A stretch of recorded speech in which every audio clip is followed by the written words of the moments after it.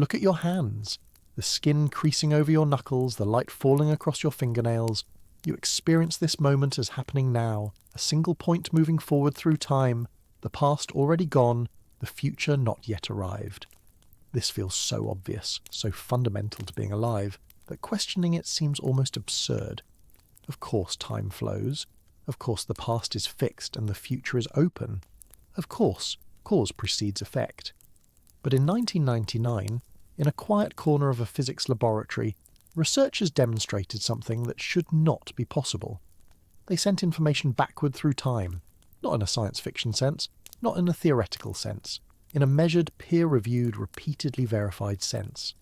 And the part that unsettles physicists more than any time machine ever could is that the thing doing the travelling is not a person, not a message, not even a particle in the ordinary sense of the word. It is the outcome of a measurement that has not yet been made. Say that slowly.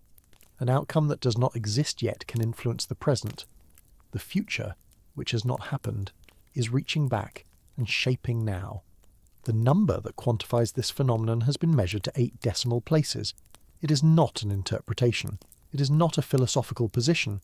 It is an experimental result, confirmed across dozens of laboratories on 3 continents.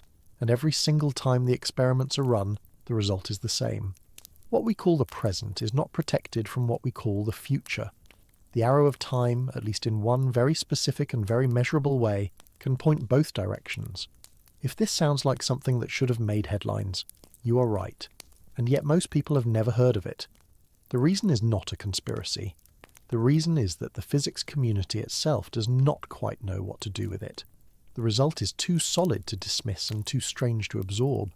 It sits in the literature like a splinter that cannot be removed, and physicists have largely chosen to work around it rather than stare at it directly. Tonight, we are going to stare at it directly. Over the next 2 hours, we will trace how this discovery was made, why it matters, and what it implies about the nature of reality itself.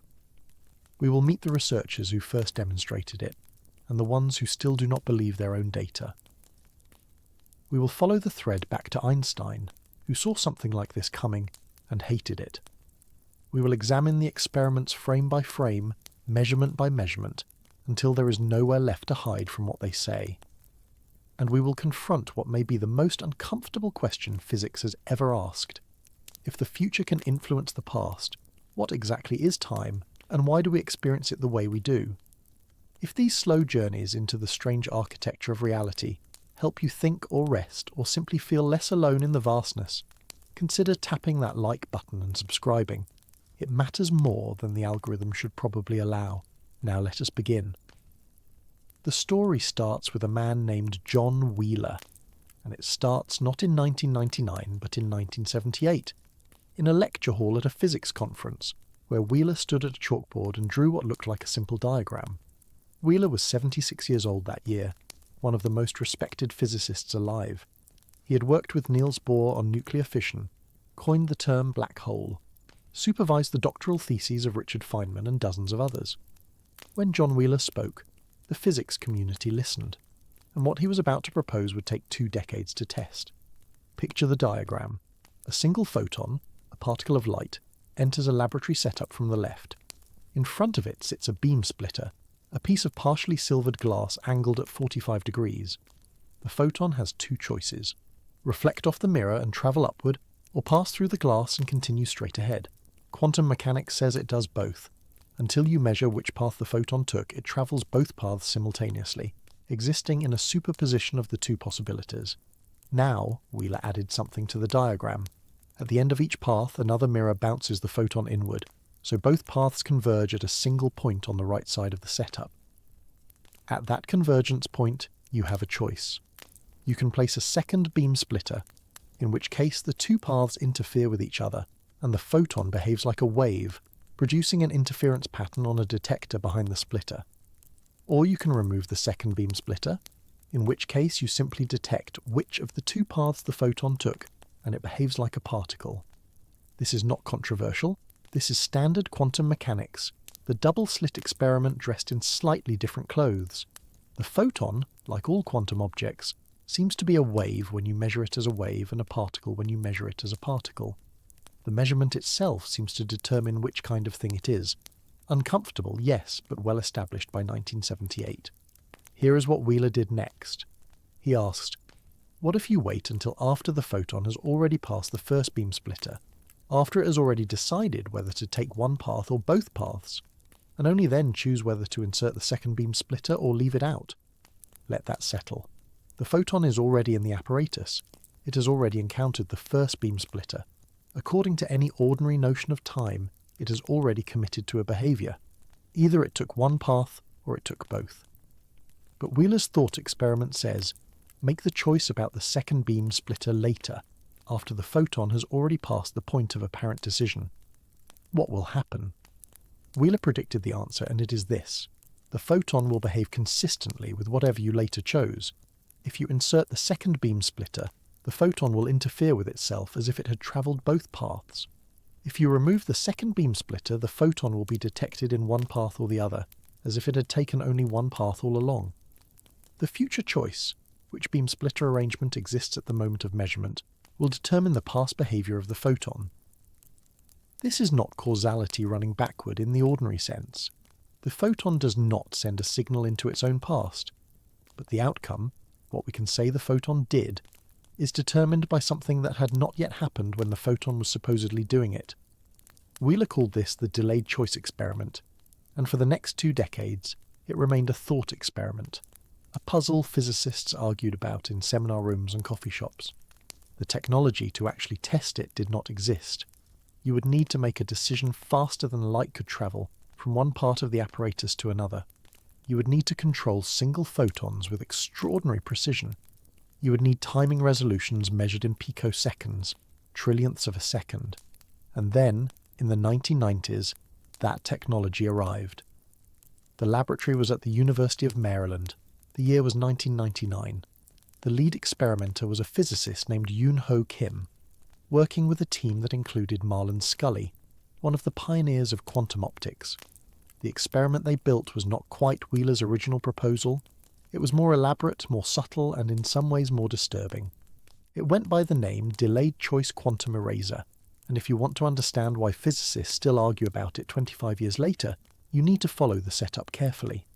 Picture the laboratory, climate-controlled, dimly lit, vibration-isolated, optical benches bolted to the floor, lasers producing photons one at a time, their timing measured to fractions of a nanosecond, a lattice of mirrors and beam splitters and detectors, each precisely aligned to tolerances smaller than the wavelength of light. Graduate students in goggles adjusting micrometers, the hum of electronics, the sharp chemical smell of optical cleaning solutions. The heart of the experiment was a crystal called BBO, beta barium borate, which does something remarkable when a photon passes through it. It converts a single high-energy photon into 2 lower-energy photons, a process called spontaneous parametric down conversion. The 2 daughter photons are born together, entangled, their properties correlated in ways that persist no matter how far apart they travel. Kim's team used this process to create pairs of entangled photons. One photon, call it the signal photon, travelled immediately to a detector at position D0. The other photon, call it the idler, travelled a longer, more complicated path through a maze of beam splitters and mirrors before reaching one of 4 possible detectors, labelled D1 through D4. Here is the key. The idler photon's path through the apparatus depended on random quantum events. Sometimes it took a path that preserved information about which crystal region had produced it, which effectively told you which slit the signal photon had gone through. Sometimes it took a path that erased this information, making it impossible to know which crystal region was the source, and the idler always arrived at its detector after the signal photon had already been detected at D0. Read that again. The signal photon hit D0 first. The measurement happened, the event was recorded, and then, some nanoseconds later, the idler photon completed its journey, and whether that journey erased the witch path information or preserved it was determined by random quantum events in the apparatus. What Kim and his colleagues found was this. When they looked at all the detections at D0, they saw no interference pattern, just a random scattering of hits. This made sense. The idler photons were presumably carrying witch path information which destroys interference, But when they took that same data and sorted it based on what the idler photons had done, which of the 4 detectors D1 through D4 each idler had eventually reached, the picture changed completely. When the idler had taken a path that erased which path information, D1 or D2, the corresponding signal photons at D0 showed an interference pattern. When the idler had taken a path that preserved which path information, D3 or D4, the corresponding signal photons at D0 showed no interference pattern. Stop and feel the weight of that. The signal photon arrived first. It was detected. It was recorded. The event was over. And then, nanoseconds later, something the idler photon did, something that had not yet happened when the signal photon was detected, determined whether the signal photon's behaviour should be described as wave-like or particle-like. The past, it seemed, was not settled until the future had voted. Now, before you throw your hands up and declare that physics has lost its mind, let me be careful about what this result does and does not mean. It does not mean you can send messages backward in time. The interference pattern at D0 only becomes visible when you sort the data according to the idler outcomes. If you look at all the D detections without sorting, you see nothing, just noise. The pattern is hidden in the correlations, and you cannot access those correlations until after the idler photons have been detected. So there is no way to use this to transmit information into the past. You cannot call yourself yesterday. You cannot place a bet on a game that has already happened.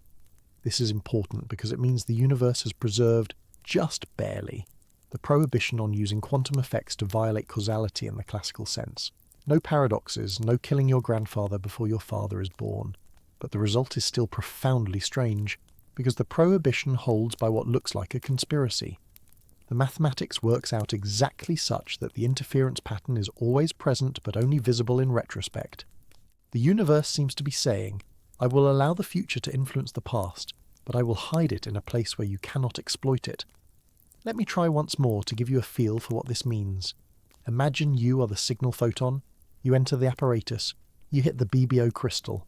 You are converted into 2 photons, you and your entangled partner. You fly toward D0. You hit the detector. You are recorded. Your life, such as it was, is over. Now imagine an observer watching your arrival at D0. That observer asks, did this photon exhibit wave-like interference or particle-like behaviour? The honest answer is, I do not know yet. I cannot tell you until your partner, the idler, finishes its journey. If the idler's which path information gets erased, then you, signal photon, exhibited interference. If the idler's which path information is preserved, then you exhibited particle behaviour. But you have already arrived. Your detection is already a fact of the physical world, an event in space-time with a definite location and a definite time. How can the nature of that event still be undetermined? The uncomfortable answer is, because quantum mechanics describes not individual outcomes but correlations between outcomes. The event at D0 is not fully specified until its correlation with the event at D1, D2, D3 or D4 is established, and those correlations seem to be timeless, built into the structure of the universe in a way that does not respect our intuition about cause preceding effect. This is what keeps physicists awake at night. Not the fact that the experiment works, the mathematics predicts it perfectly. What keeps them awake is what the experiment implies about reality itself. The publication of Kim and colleagues' results in 2000 did not spark a revolution. It sparked a controversy that continues to this day. Some physicists argued that the result was less strange than it appeared. The interference pattern at D0, they pointed out, was always there in the data. It was just hidden, masked by other patterns that cancelled it out. The delayed choice did not create the pattern. It merely revealed it. Nothing was travelling backward in time. The correlations were established at the moment of entanglement, when the photon pair was born in the BBO crystal, and everything after that was just the unfolding of pre-existing information. This interpretation is sometimes called the conspiracy of correlations. The universe is not allowing the future to change the past. It is simply arranged from the very beginning, such that future choices and past outcomes are always consistent with each other. Correlation, not causation. But this interpretation has its own problems, because the correlations in question are not local, they span space-time. They connect events that are separated by distances and times in ways that seem to require knowing, in advance, what choices will be made later. If the universe is arranged this way from the beginning, who did the arranging, and how? Other physicists took a different approach. They argued that the experiment reveals something fundamental about the nature of time itself. The past, they suggested, is not as fixed as we think. Quantum events do not have definite properties until they are measured. This is textbook quantum mechanics. But what if this indeterminacy extends even to events that, from our perspective, have already happened? In this view, the signal photon's arrival at d0 is not fully real until its correlation with the idler is established. The past is not a closed book. It is, in some deep sense, still being written. This interpretation is sometimes associated with the physicist John Cramer, who developed what he called the transactional interpretation of quantum mechanics. In Cramer's picture, quantum events involve handshakes between the future and the past, waves travelling forward and waves travelling backward, meeting to form the solid reality we experience. The delayed choice quantum eraser, in this view, is not surprising at all. It is what quantum mechanics has been telling us all along, and we simply refuse to listen.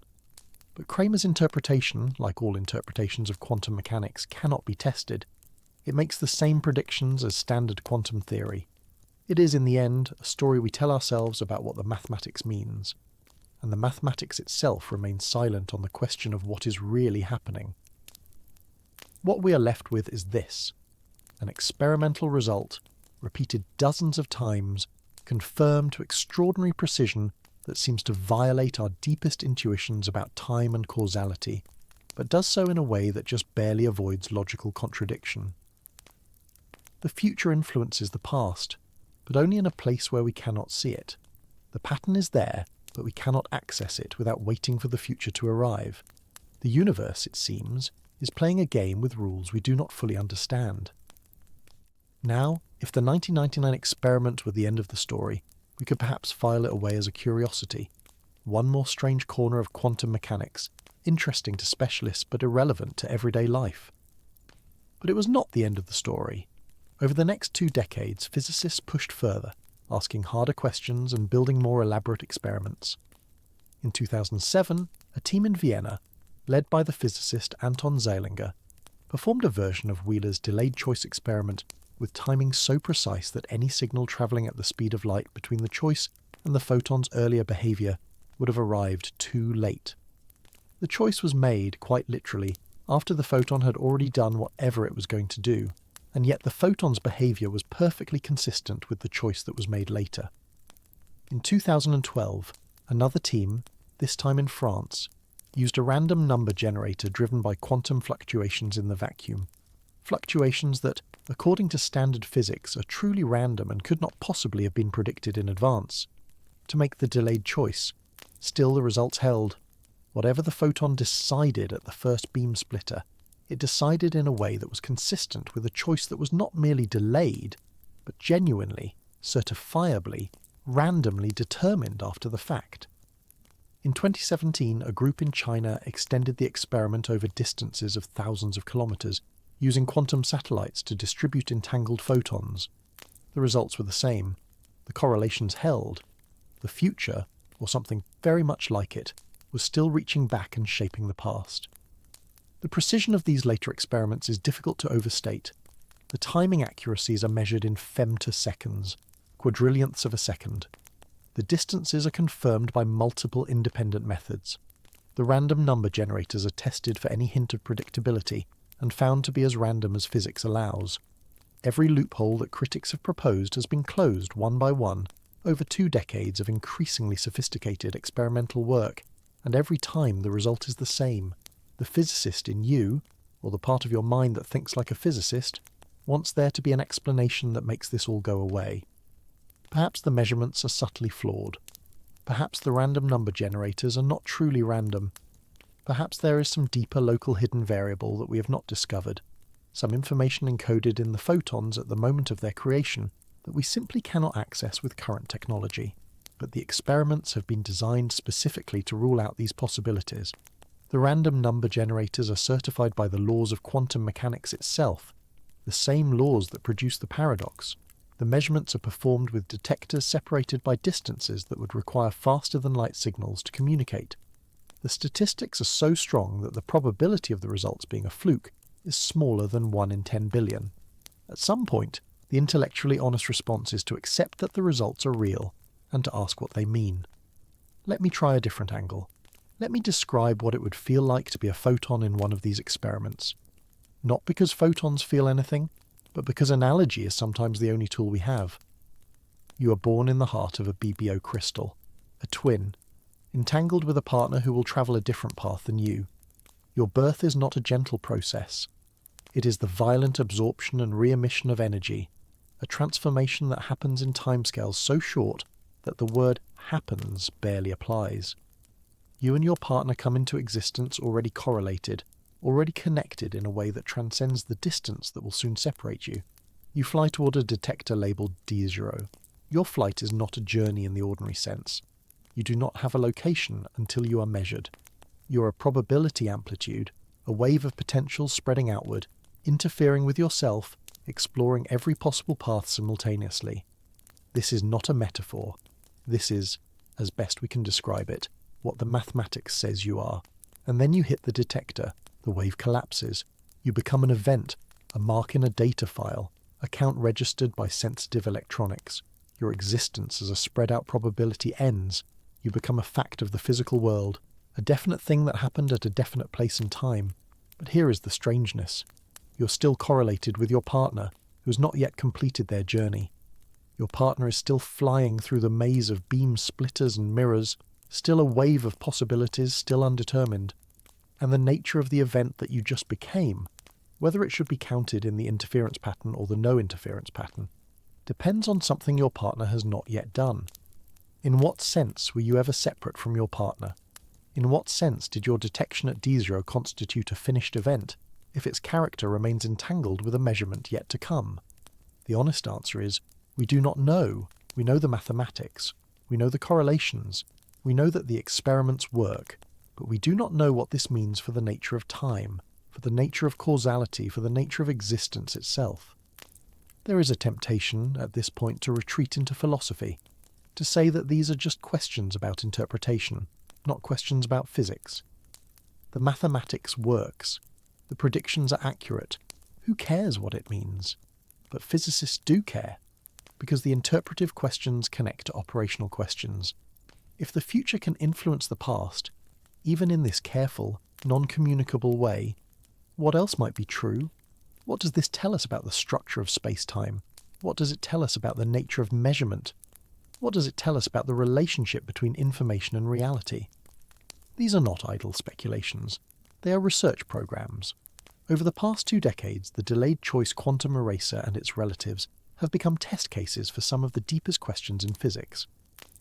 Retrocausality, the formal study of whether causal influences can propagate backward in time, has become a respectable field of inquiry. Physicists like Hugh Price and Ken Wharton have argued that the only way to make sense of quantum mechanics is to accept that causal influences do flow both ways, forward and backward, and that our experience of time's arrow is not fundamental but emergent. Other physicists have pushed back. They argue that the delayed choice results can be explained without any backward causation at all, that the appearance of retrocausality is an artifact of how we describe the experiment, not a feature of reality. The correlations, they say, were established at the moment of entanglement. Nothing is travelling backward. Nothing is changing the past. We are simply learning something about the past that we did not know before. But even this interpretation contains a kind of strangeness, because if the correlations were established at the moment of entanglement, they were established in a way that knew what choices would be made later. The universe, at the moment the photon pair was born, already contained information about a detector setting that would not exist for several nanoseconds, or, in the satellite experiments, several milliseconds. This is not backward causation in the time machine sense, but it is a connection between past and future that our ordinary conception of time does not accommodate. The universe, it seems, is not a sequence of independent moments, but a web of correlations that spans all of time, past and future, woven together in ways we are only beginning to trace. Stop and feel the weight of that. Every moment you experience, this moment now, as you read or listen to these words, you experience as separate from the future. The future has not happened yet. Your choices have not been made. The universe is open, full of possibility, shaped by what you will do next. But the experiments suggest that this separation is not absolute. At the quantum level, where the fundamental events of the universe take place, past and future are stitched together. The event happening now may not have a fully determinate character until some measurement in the future fixes it. And conversely, the future may already be constrained by patterns laid down in the past, correlations that span time as easily as they span space. We live inside a structure we do not fully understand. We experience time as a river flowing one direction, but the river may be more like an ocean, with currents moving every which way, and we're too small and too slow to feel the tides. This is what the experiments tell us. Not that time travel is possible in the science fiction sense. Not that you can step into a machine and visit your grandmother before she met your grandfather, but that time, the thing we take most for granted, the medium in which we live, the framework in which cause precedes effect and the past is gone forever, is stranger than we knew. It bends, it loops, it contains connections that our ordinary intuitions do not accommodate. And the thing doing the travelling, the thing reaching back from the future to shape the present, is not a person or a message or even a particle in the ordinary sense. It is information. It is correlation. It is the entanglement between events that, according to any normal understanding, should be completely separate. This is what physicists found in 1999, and what they have confirmed again and again in the years since. Time travel exists in a very specific and very measurable form, and the implications of that fact are still being absorbed by a scientific community that is not quite sure what to do with them. Now, let me be honest about what we do not know, because intellectual honesty requires it. We do not know whether these results tell us something fundamental about the universe, or something fundamental about our descriptions of the universe. It is possible, some physicists argue it is likely, that the apparent retrocausality is an artifact of how we set up quantum mechanics mathematically. In the standard formalism, we describe systems using state vectors that evolve forward in time, but there are alternative formalisms, the two-state vector formalism, for example, developed by Yakir Aharonov and his collaborators, that describe systems using both forward-evolving and backward-evolving states. In these formalisms, the delayed choice results are completely natural, even obvious. They are what the theory predicts. Does this mean the backward-evolving states are real? Or does it mean they are a mathematical convenience, a way of describing correlations that are actually established in some more mundane way? We do not know. The experiments cannot distinguish between these possibilities. They tell us what the correlations are, not how they come to be. We also do not know whether these quantum effects have any relevance to the macroscopic world, the world of tables and chairs and human beings. Quantum mechanics describes the behaviour of individual particles, and its predictions are fantastically accurate.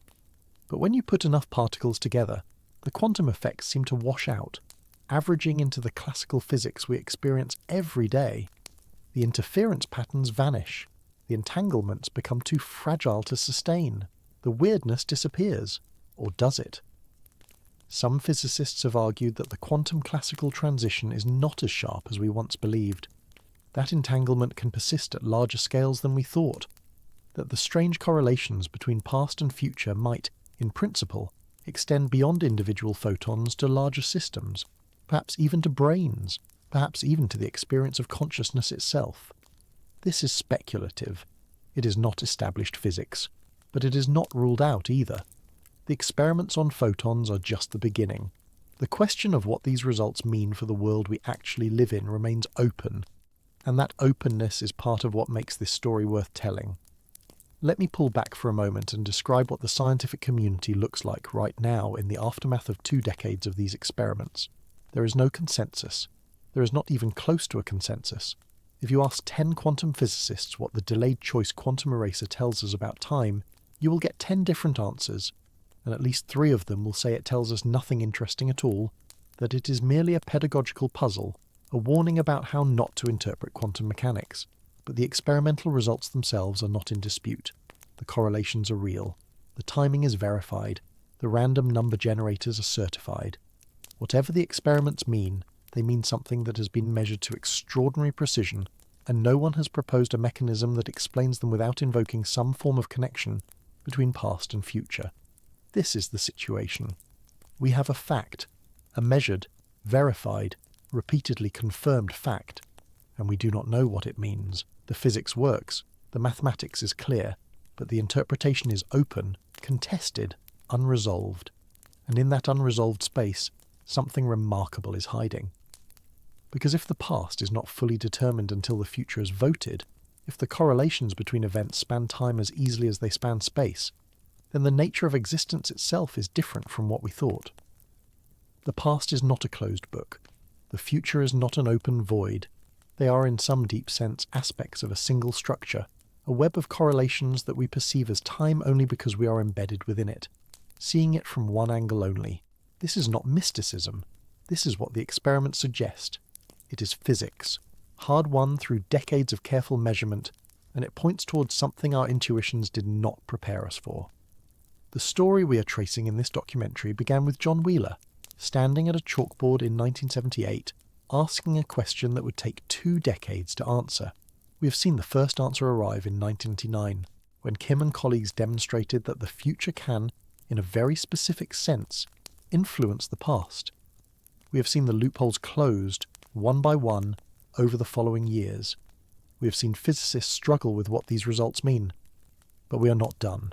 The experiments have continued, the questions have deepened, and the implications, for time, for causality, for the nature of reality itself, remain contested territory, a frontier where physics meets philosophy and neither discipline has full authority.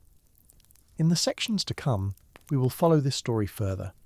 We will meet the physicists who argue that retrocausality is not just real but necessary, that you cannot make sense of quantum mechanics without it. We will meet the skeptics who insist that everything can be explained without any backward causation at all. We will examine what Einstein saw coming decades before Wheeler and why he called it spooky action at a distance, and why even Einstein's worry was too small, too limited, too constrained by his own assumptions. We will confront the hardest question of all. If time is not what we thought it was, why does it feel the way it does? Why does the past seem gone, the future seem open, the present seem now? Where does our experience of the arrow of time come from, if the fundamental physics does not respect it? These questions do not have easy answers. They may not have answers at all in the sense we usually mean. But they are the questions the experiments have forced upon us, and ignoring them does not make them go away. The photon has arrived at the detector. The event is recorded. But its nature, what kind of event it is, what patterns it belongs to, remains entangled with a measurement that has not yet been made. Somewhere in the apparatus the idler is still flying. The idler is still flying, and while it flies, something profound is suspended. Not the photon itself, that continues its journey at the speed of the light, indifferent to our philosophies. What hangs in suspension is the meaning of what has already happened. The signal photon struck the detector. The click was registered. The data point was logged. And yet that data point does not know what it is. It does not know whether it belongs to an interference pattern or a Witch path distribution. It is waiting, in some sense we do not fully understand, for its entangled partner to tell it. This is the situation that greeted physicists at the turn of the millennium. A clean experiment, unambiguous results, and an interpretation problem so severe that it threatened to overturn everything we thought we knew about the relationship between cause and effect. But to understand why this matters, to feel the full weight of what the delayed choice quantum eraser implies, we need to step back from the laboratory and ask a simpler question. A question so basic that it sounds almost childish until you try to answer it precisely. What is time? Not what does time feel like? Not how do we measure time? What is it? What is the substance of this thing we move through? This medium that separates before from after? This river that seems to carry us from birth to death without ever letting us swim against the current? The honest answer is that nobody knows. This is not a failure of physics. It is a confession from physics. We have equations that describe how things change. We have clocks that count intervals with extraordinary precision. We have theories that predict the behavior of particles, planets, and galaxies across billions of years. But none of these equations tell us what time actually is. They tell us what happens in time. They tell us how to calculate durations. They do not explain the thing itself. And here is the strange part, the part that makes the delayed choice experiment so troubling. When you look at the fundamental equations of physics, the ones that describe the deepest level of reality we have access to, time does not flow. It does not move. It does not prefer one direction over another. The equations work just as well running backward as forward. If you filmed the fundamental interactions of the universe and played the film in reverse, the equations would not complain. They would describe what you are seeing just as accurately as they described the original forward sequence. This is called time reversal symmetry, and it is built into the foundations of physics. Newton's laws have it, Maxwell's equations have it, quantum mechanics has it, even general relativity, Einstein's theory of gravity, has it. At the deepest level, the physics does not care which way the clock runs, and yet we care. We care enormously. We remember the past but not the future. We can change our plans but not our histories. Eggs scramble but do not unscramble. Ice melts in warm water, but warm water does not spontaneously produce ice cubes. There is an arrow of time, a direction that the universe seems to prefer, and we feel this preference in every moment of our existence. Where does this arrow come from? The standard answer, the one you will find in physics textbooks, involves a concept called entropy, a measure of disorder, of how many different ways the microscopic parts of a system can be arranged, while still producing the same macroscopic appearance. The second law of thermodynamics tells us that entropy tends to increase. Systems evolve from less probable arrangements to more probable ones. A shattered glass is more probable than an intact one, because there are vastly more ways for the atoms to be arranged in scattered pieces than in a pristine goblet. So glasses break but do not unbreak. Ice melts but does not unmelt. The past, it seems, was less probable than the present, and the future will be less probable still. But this answer, elegant as it is, does not actually solve the problem. It pushes it backward. It explains why the present is different from the future. Entropy will be higher later than it is now. But it does not explain why the past had lower entropy in the first place. Why did the universe start in such an improbable state? Why was there ever an intact glass to shatter, an ice cube to melt, a beginning at all? The standard answer to this is that we simply accept it as an initial condition. The universe began in a low entropy state. The Big Bang was hot, dense, and remarkably uniform, which turns out to be an extraordinarily improbable arrangement when you do the counting properly. We do not explain this initial condition, we posit it, and everything else follows from it, the way a river follows from the fact that its source is higher than its mouth. This is called the past hypothesis, and many physicists are deeply uncomfortable with it. It feels like cheating. It feels like explaining the direction of time by pointing at the beginning and saying, it just was that way. The question, why was the past low entropy, remains unanswered. We have no mechanism. We have no reason. We have only an observation, promoted to a postulate. And here is where the delayed choice experiments connect to something much larger than a clever photon puzzle. If the past is not fully determined until the future completes the story, if the correlations established by quantum entanglement span time as easily as they span space, then perhaps the relationship between past and future is different from what the thermodynamic arrow suggests. Perhaps they are not cause and effect at all, in the way we usually mean. Perhaps they are something else, something more symmetric, something more strange. Let me try to give you a feel for what the physicists who take retrocausality seriously are actually proposing. The starting point is the observation we already encountered. Quantum mechanics, at its foundation, is time symmetric. The Schrödinger equation, which governs how quantum states evolve, works equally well in both temporal directions. If you know the state of a quantum system at one time, you can calculate its state at any earlier or later time with equal accuracy. The mathematics does not care which direction you are computing. This is not controversial. Every physicist agrees that the fundamental equations have this property. What is controversial is what to do with this observation. One option, the standard one, is to layer additional structure on top of the time-symmetric equations. We add a rule called the Born rule, which tells us how to calculate probabilities. We add a process called measurement, which collapses quantum states into definite outcomes. And we stipulate that this collapse only goes in one direction, from the past to the future. Measurements in the past influence outcomes in the future, but not the reverse. This works. It generates predictions that match every experiment ever performed. But it requires adding something to the equations that is not already there. The time-symmetric foundation gets decorated with time-asymmetric rules, and we accept this asymmetry without explaining it. The other option, the one that a growing minority of physicists are exploring, is to take the time symmetry seriously. If the equations do not prefer a direction, perhaps reality does not either. Perhaps the correlations between events span time in both directions, forward and backward, and what we call the past and the future are just two perspectives on a single web of relationships. This is called the two-state vector formalism, and it was developed by a physicist named Yakir Aharonov, beginning in the 1960s. In this picture, the state of a quantum system is not determined by its past alone. It is determined by two boundary conditions, one in the past and one in the future. The full description of reality requires specifying what happened before and what will happen after. Neither boundary alone is sufficient. Picture it this way. Imagine you're trying to describe a bridge. You cannot fully specify the bridge by describing only the anchoring point on one shore. You need both ends.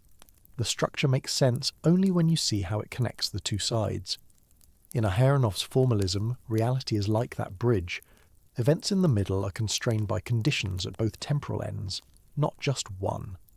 This sounds exotic, almost mystical, until you remember what the delayed choice experiments actually show. The interference pattern at the detector, the one that only appears when we look at the right subset of signal photons, depends on a measurement made after those photons were already detected. The future boundary condition influences which pattern appears.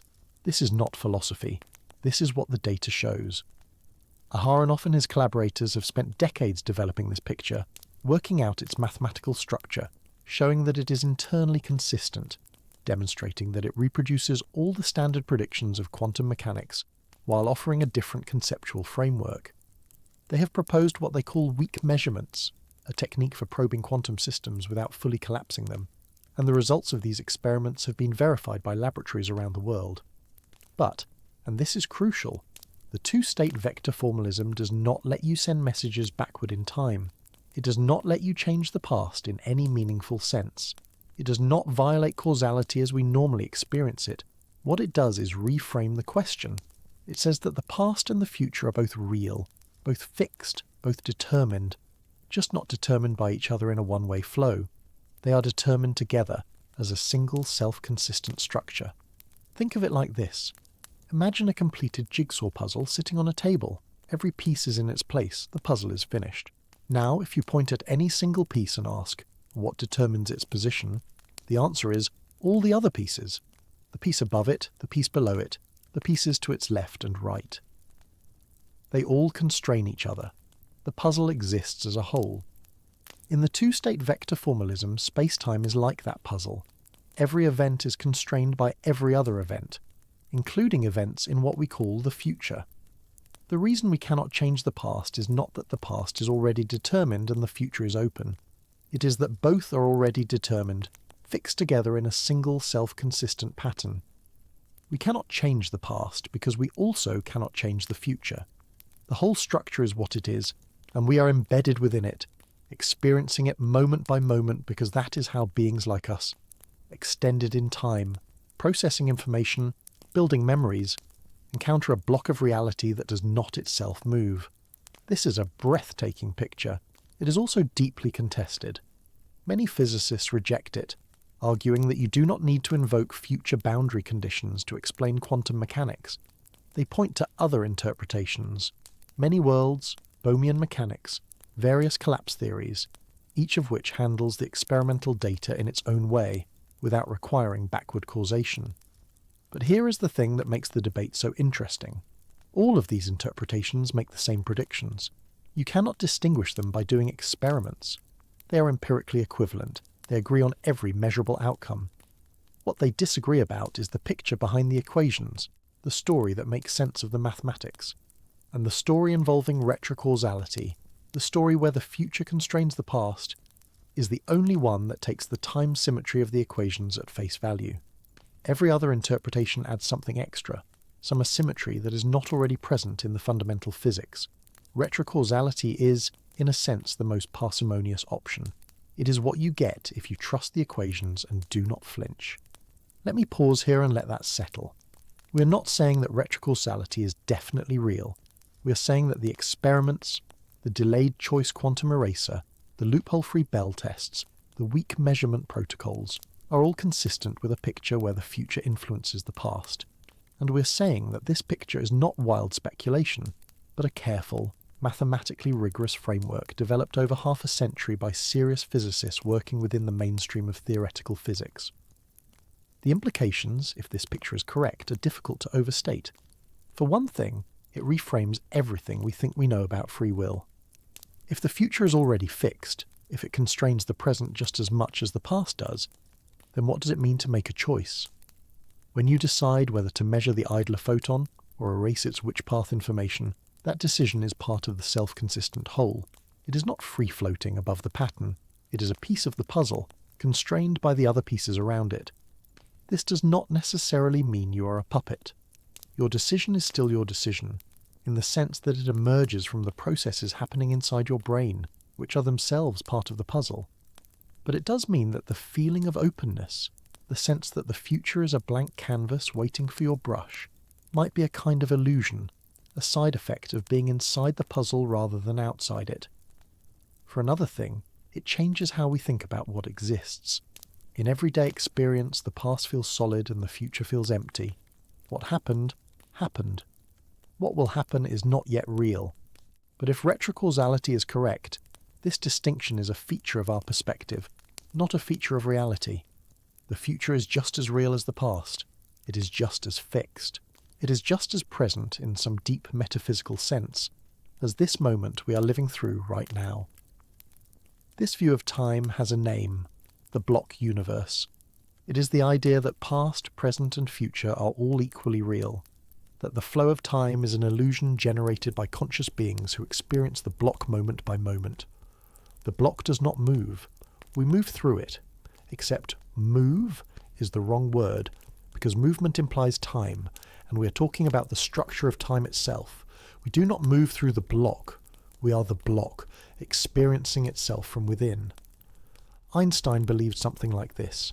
He wrote, in a letter of condolence after the death of his friend Michel Besso, that the distinction between past, present and future is only a stubbornly persistent illusion.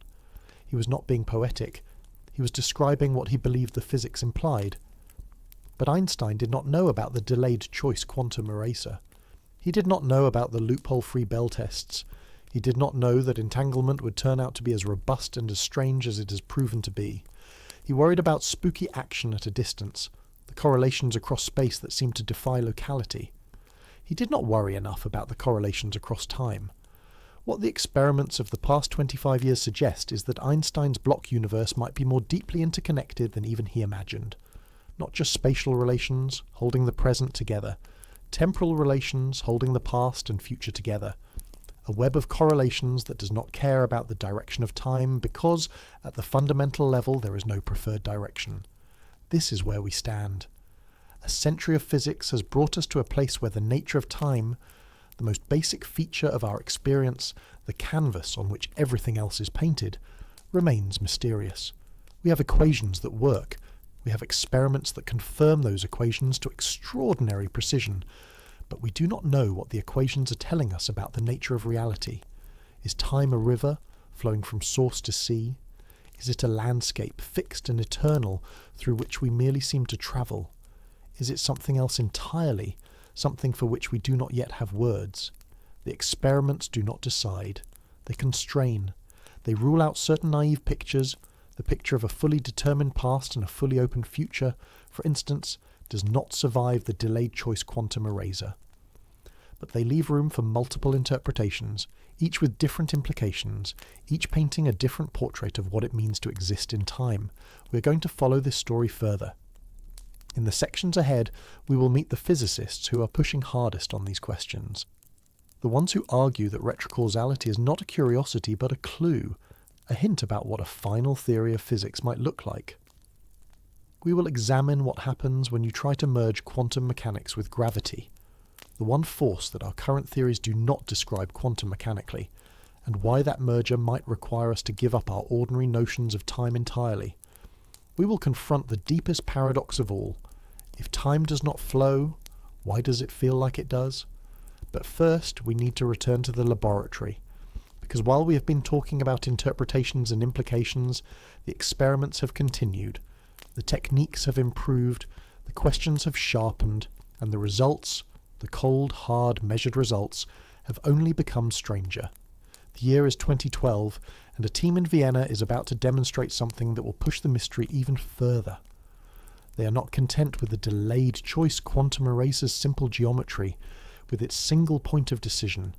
They want to know, how far can you stretch this? How many layers of choice can you stack? How late can you make the decision that determines the nature of the past? The answer, it turns out, is that there does not seem to be a limit. The photon has arrived at the detector, the event is recorded, and somewhere downstream a cascade of choices, each one unmade, each one waiting, will determine what that event means. The laboratory in Vienna sits inside the Austrian Academy of Sciences in a building that dates to the 18th century. The walls are thick stone, the ceilings are high, and in a basement that once stored who knows what, wine, perhaps, or administrative records from the Habsburg bureaucracy. A team led by Anton Zeilinger has constructed one of the most precise optical systems on Earth. Zeilinger is by this point one of the most celebrated physicists in the field of quantum information. He has spent decades pushing the boundaries of what entanglement experiments can do. He and his colleagues have teleported quantum states between laboratories. They have demonstrated entanglement between photons separated by more than 100 kilometers. They have won international prizes and published papers that other physicists cite hundreds of times. But in 2012, Zeilinger's team is after something more subtle than distance records or teleportation demonstrations. They want to probe the temporal structure of quantum correlations. They want to find out whether there is any point, any moment, any configuration at which the strangeness breaks down and the world starts behaving the way common sense suggests it should. The experiment they design is called entanglement swapping with delayed choice, and to understand it, you need to picture 4 photons, not 2. Here is the setup. 2 separate sources, completely independent, each produce a pair of entangled photons. Call the first pair Alice and Bob. Call the second pair Charlie and David. Alice and Bob are entangled with each other. Charlie and David are entangled with each other. But here is the critical point. Alice is not entangled with Charlie. Bob is not entangled with David. There is no connection whatsoever between the 2 pairs. They come from different sources, different processes, different corners of the apparatus. They are as unrelated as 2 photons can be. Now, Alice and David are sent immediately to detectors and measured. Their quantum states are recorded. The events happen. The photons are absorbed. Whatever was going to happen to Alice and David has already happened. Meanwhile, Bob and Charlie, the middle photons, the ones that came from different pairs, are directed into a special region of the apparatus where they can be measured together. And here is where the choice comes in. The experimenters can measure Bob and Charlie in one of 2 ways. In the first way, they perform what is called a Bell state measurement, a joint measurement that projects the 2 photons into a particular entangled state. In the second way, they measure each photon independently without creating any joint state. Stop and feel what is being proposed here. Alice and David have already been measured. Their fates are sealed. Their polarizations have been recorded. Whatever correlations they exhibit are already frozen into the data. But, and this is the key, what correlations they exhibit depends on what happens to Bob and Charlie. If Bob and Charlie are measured jointly, in the Bell state configuration, then Alice and David become entangled with each other retroactively. Photons that were never connected, that came from independent sources, that had no causal relationship whatsoever, suddenly exhibit the tight quantum correlations of entangled partners. If Bob and Charlie are measured independently, no such entanglement appears. Alice and David remain uncorrelated strangers. The measurement of Bob and Charlie happens after Alice and David have already been detected. The choice of how to measure them happens after Alice and David have already been detected. And yet that choice determines whether Alice and David were entangled. Were. Past tense. This is not a thought experiment. This is not a physicist's fantasy sketched on a blackboard. The Vienna team built this apparatus and ran it. They recorded the data, they analysed the correlations, and the results were exactly what quantum mechanics predicted.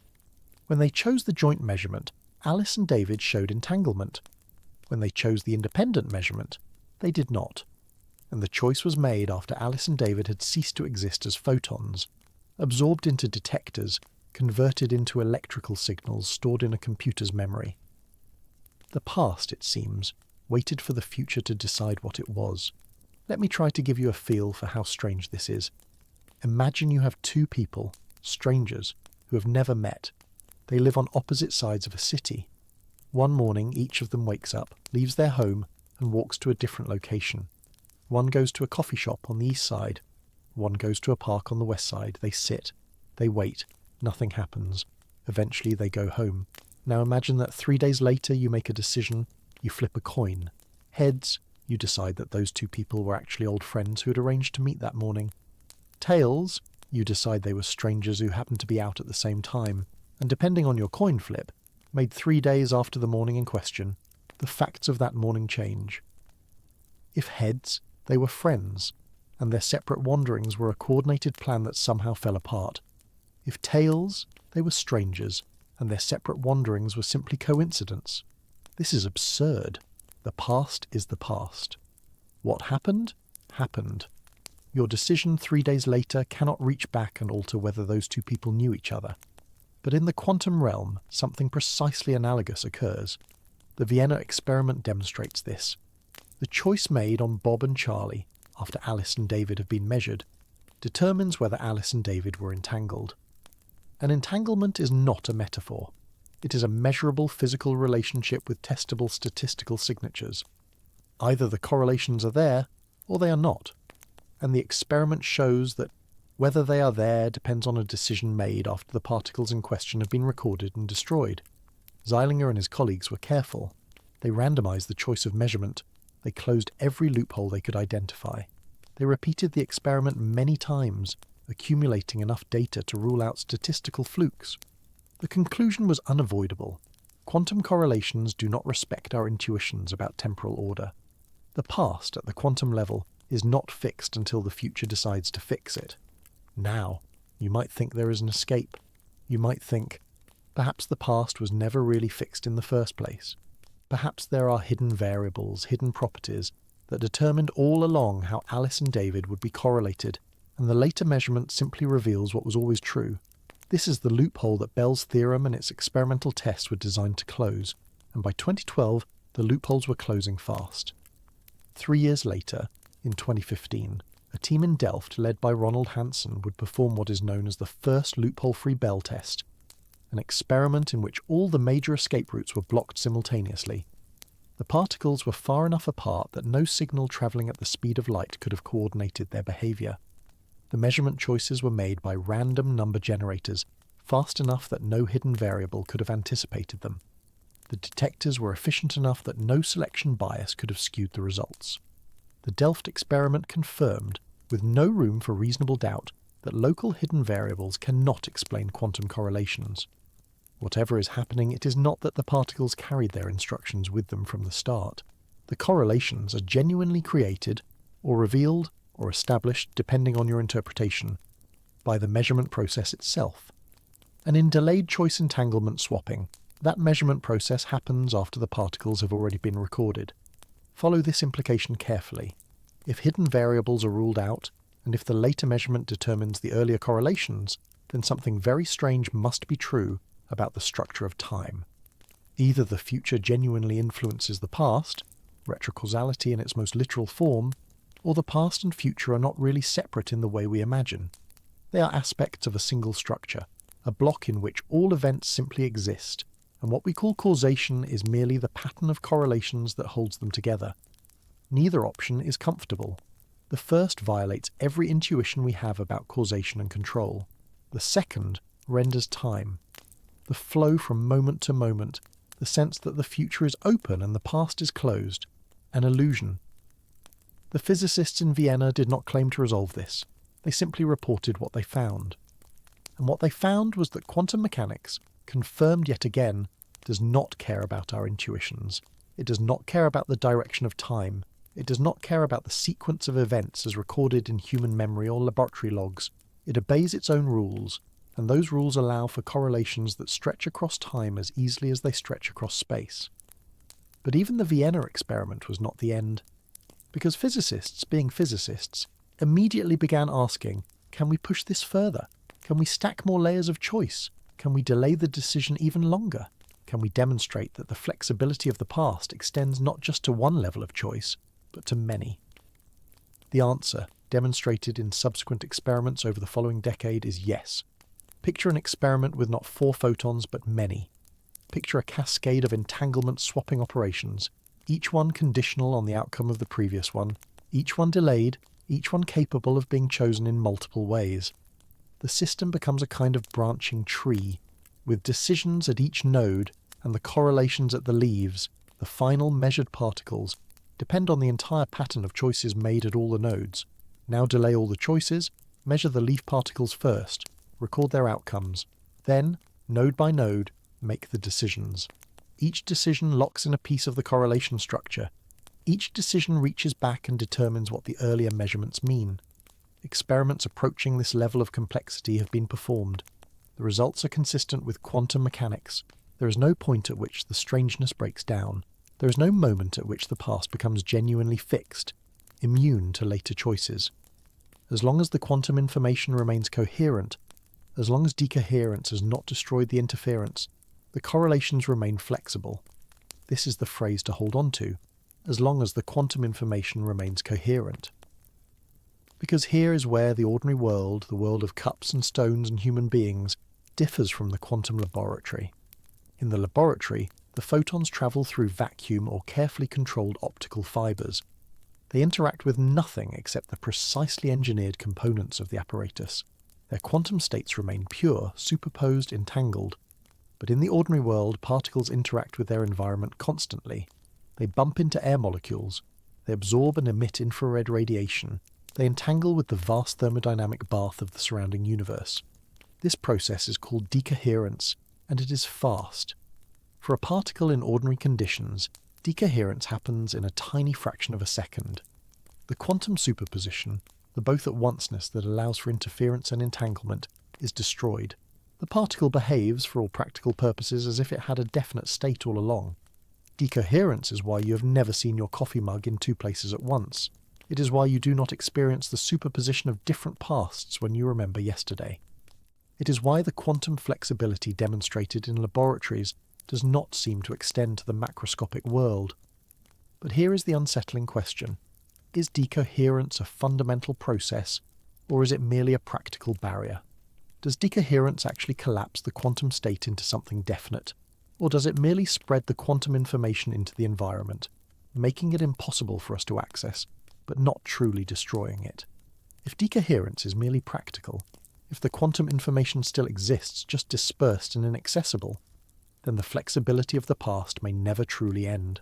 It may simply become impossible to demonstrate experimentally. The correlations may still be there, still waiting for future measurements to give them meaning, but buried in noise we cannot hope to disentangle. This is one of the deepest open questions in the foundations of physics. It goes by different names depending on the context: the measurement problem, the transition from quantum to classical, the emergence of definite outcomes. But at its heart, it is a question about the nature of time. When does the past become fixed? Is there a moment, a precise physical threshold, at which the flexibility ends and the correlations lock in, or is fixity itself an approximation, useful for creatures like us who live in the macroscopic world but not a fundamental feature of reality? The experiments do not answer this. They constrain the question. They show that, in carefully controlled conditions, the flexibility extends further than intuition suggests. They show that the past can remain open, correlated with future choices, for longer than you might expect, but they do not tell us whether there is an ultimate limit. Let me tell you about one more result before we leave the laboratory and consider what all of this means. In 2018, a collaboration between physicists in China and Austria performed an entanglement experiment across a distance of more than 1,000 kilometers.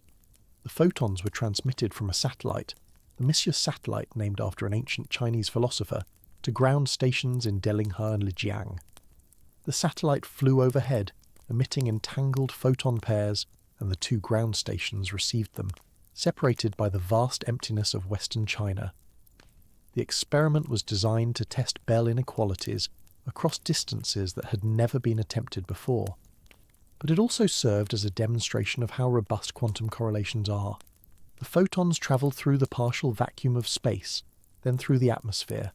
They were detected with imperfect efficiency. They arrived at slightly different times, and yet the correlations held. The Bell inequality was violated. The entanglement persisted. This result in itself is not about the direction of time, but consider what it implies. If entanglement can survive transmission across more than 1,000 kilometers through space and atmosphere, arriving at detectors separated by mountain ranges, then the quantum realm is not fragile.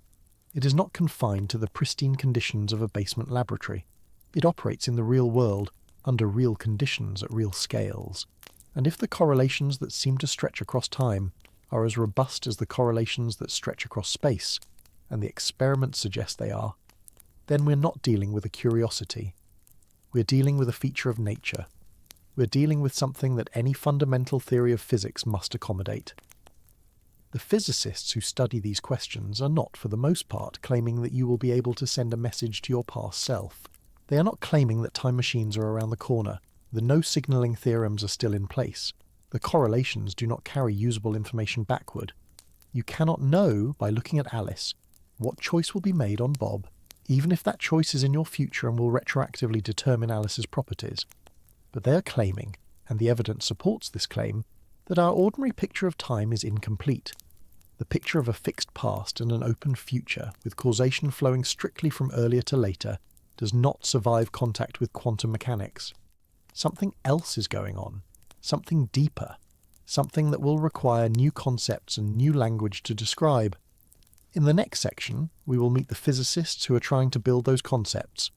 We will examine the proposals for retrocausal interpretations of quantum mechanics, interpretations in which influences flow backward as well as forward, in which the boundary conditions of the future matter as much as the initial conditions of the past. We will see why some physicists believe that embracing retrocausality might be the key to solving the deepest puzzles in physics, including the puzzle of how to merge quantum mechanics with gravity. But before we go there, let me leave you with an image. Picture the Mischur satellite, orbiting high above the Earth, emitting pairs of entangled photons into the darkness. The photons separate. They fall toward the surface, travelling at the speed of light, descending through the thinning atmosphere, arriving at detectors 1,000 kilometers apart. The whole process takes a fraction of a second. The correlations are established. The Bell inequality is violated. Now picture the experimenters making their choices about which measurements to perform. Those choices can be made at the last moment, just before the photons arrive, and the correlations still hold. Or they can be delayed further, using the techniques of entanglement swapping, and the correlations still hold. Somewhere in that cascade of events, the emission, the separation, the detection, the choice, the correlations emerge. But they do not seem to be created at any particular moment. They seem to have been there all along, waiting to be revealed. Or they seem to have been created at the moment of choice, reaching backward to determine what was always true. The satellite circles the Earth, silent in the vacuum, carrying no answers, only more photons, only more questions, only more correlations stretching across the darkness, binding together moments that our language insists should be separate. The experiments have spoken. The past is not what we thought it was, and the physicists who are willing to follow the evidence wherever it leads are beginning to construct new pictures of time, pictures that might finally tell us what is really going on. The physicists who embrace retrocausality are not cranks. They are not fringe figures operating outside the mainstream. They hold positions at major universities. They publish in peer-reviewed journals. They attend conferences where their ideas are debated seriously by colleagues who may disagree but who recognize the work as legitimate. And they are motivated by something simple: the desire to make sense of quantum mechanics without invoking magic. That word, magic, might seem strange in a scientific context, but consider what the standard interpretations of quantum mechanics ask you to believe. In the Copenhagen interpretation, the act of measurement causes a sudden discontinuous collapse of the wave function. Before measurement, a particle exists in a superposition of states. After measurement, it exists in a definite state. The collapse happens instantaneously. It happens everywhere at once. It happens without any physical mechanism to explain it. The measurement, whatever that is, reaches across space and selects an outcome from the cloud of possibilities. This is not an explanation. This is a description dressed up as an explanation. It tells you what happens, but not how or why. In the many worlds interpretation, measurement causes the entire universe to split into parallel branches, each branch containing a different outcome. each branch equally real, each branch forever inaccessible to the others. The splitting happens without energy cost. The branches do not interact. The proliferation of universes is infinite and unobservable. This interpretation solves the measurement problem by embracing a metaphysics so extravagant that many physicists find it hard to take seriously. It trades one mystery for another. In the pilot wave interpretation, particles are guided by a wave that spans the entire universe, that responds instantaneously to distant events, that carries information faster than light, while somehow never allowing that information to be used for signalling. The wave is non-local in the most literal sense. It is everywhere at once, and what happens here affects what happens there without delay. This interpretation keeps particles as definite objects with definite positions, but only by accepting a hidden infrastructure that violates everything we thought we knew about locality. What the retrocausalists noticed is that all of these interpretations share a common feature. They all preserve the idea that causation flows strictly from past to future. They all assume that what happens later cannot influence what happens earlier, and they all pay a steep price for that assumption. The price is either inexplicable collapses, or infinite parallel universes, or instantaneous non-local connections across space. The retrocausalists asked a simple question: what if we're paying the wrong price? What if the thing we should be giving up is not locality, not determinism, not a single universe, but the assumption that causes must always precede their effects? Let me put that in perspective. The physicists who study these questions are not suggesting that you can travel back in time and change history. They are not suggesting that information flows from future to past in a way that would allow you to know tomorrow's lottery numbers today. They are suggesting something more subtle and more interesting. They are suggesting that the correlations we observe in entangled systems, correlations that appear to stretch across both space and time, might be explained by influences that travel in both temporal directions. A complete description of a quantum system on this view requires boundary conditions at both ends. What happens at the start matters. What happens at the finish matters equally. The present is not simply the result of the past pushing forward. It is also the result of the future pulling backward. The system finds a configuration that satisfies constraints coming from both directions. This sounds strange. It sounds like something out of science fiction, but the mathematics makes it surprisingly natural. Think about the equations that describe light. Maxwell's equations, published in the 1860s, unified electricity and magnetism into a single framework. These equations admit solutions, wave solutions, that describe light travelling from a source to a detector. But here is something that every physics student learns and then usually forgets. The equations also admit solutions where light travels from the detector back to the source. These are called advanced solutions, as opposed to retarded solutions. In the mathematical formalism, both are equally valid. The equations do not care which direction time flows. They are time-symmetric. Physicists typically throw away the advanced solutions. They impose boundary conditions that select only the retarded solutions, the ones where cause precedes effect, where the source emits before the detector receives. This seems sensible. This seems obvious, but it is a choice. It is not forced by the mathematics. It is forced by our assumptions about how causation works, and those assumptions might be wrong. In 1945, two physicists at Princeton, John Wheeler and Richard Feynman, proposed a theory of electromagnetism that took both solutions seriously. Their absorber theory, as it came to be called, described electromagnetic interactions as a combination of retarded and advanced waves. A charged particle about to emit radiation sends out a wave that travels forward in time. But the absorbing particles, the things that will eventually catch the radiation, send back waves that travel backward in time. The two waves combine, and the combination produces the ordinary electromagnetic field we observe. On this view, the field that appears to originate from the source is actually a cooperative phenomenon, involving contributions from both the past and the future. The emitter and the absorber are partners in a transaction that spans time. Wheeler and Feynman's theory was mathematically equivalent to standard electromagnetism.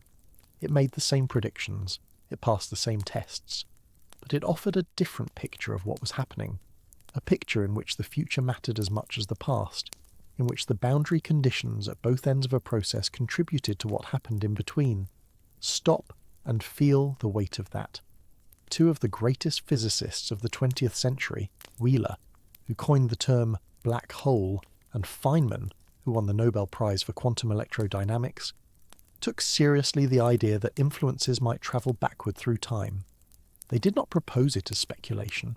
They proposed it as a working theory that reproduced all known results, while offering a radically different interpretation. The theory never caught on. It was mathematically awkward in some respects. It required assumptions about the absorbing properties of the universe that were hard to verify, but it planted a seed.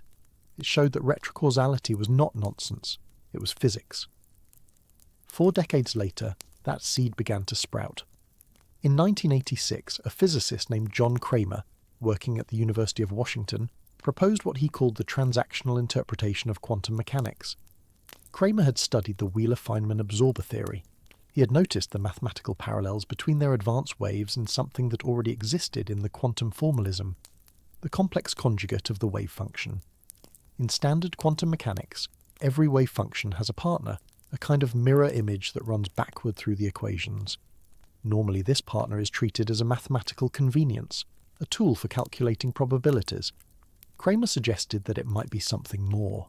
It might be a real wave travelling backward in time, carrying information from the future toward the past. On Cramer's view, a quantum measurement is a transaction between the source and the absorber. The source emits an offer wave, a normal wave function travelling forward in time. The potential absorbers receive this wave and respond with confirmation waves, the complex conjugates, travelling backward in time. The offer and confirmation waves combine, overlap, interfere. Where they match, a transaction is completed. The particle is transferred. The measurement yields a definite result. The probabilities of standard quantum mechanics emerge from the statistics of which transactions actually complete. The transactional interpretation has several attractive features. It is local in a certain sense. The waves travel at the speed of light, forward and backward, and the non-local correlations of entanglement arise from the combination of these local processes spanning time. It does not require observers or consciousness to collapse the wave function. The collapse happens when a transaction completes, which is a physical process rather than a philosophical mystery. And it explains the peculiar time-symmetric character of quantum phenomena, the fact that quantum correlations seem to stretch across time as easily as they stretch across space. But here is what matters most for our story. The transactional interpretation takes retrocausality seriously. It says that what happens at the detector, the absorption event, the confirmation wave, sends an influence backward through time to affect what happens at the source. The future helps determine the past. Not completely, not without constraint, but genuinely. The measurement choices that will be made, the detection events that will occur, are not merely discovered by the quantum formalism. They are ingredients in it. They shape what was always going to happen.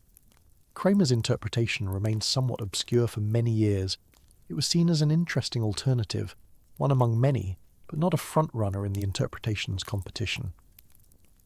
That began to change in the 2010s, when a new generation of physicists started taking retrocausality more seriously, not because of any philosophical preference, but because of the mounting evidence from experiments. The delayed choice experiments had shown that measurement decisions made after particles were detected could seem to reach back and influence whether those particles had behaved as waves or particles. The entanglement swapping experiments had shown that correlations could be established between particles that had never interacted, even retroactively, linking particles that had already been measured and recorded. The Bell tests had closed loophole after loophole, ruling out local hidden variables, ruling out subliminal communication, leaving only the strangest option standing. And when physicists examined what options remained, retrocausality kept appearing on the list. In 2012, a physicist named Hugh Price, working at the University of Cambridge, published an influential paper arguing that retrocausality deserved more attention than it was getting. Price pointed out that physicists routinely accepted time-symmetric fundamental laws that looked the same whether you ran them forward or backward, while simultaneously insisting that causation could only flow in one direction. This was inconsistent.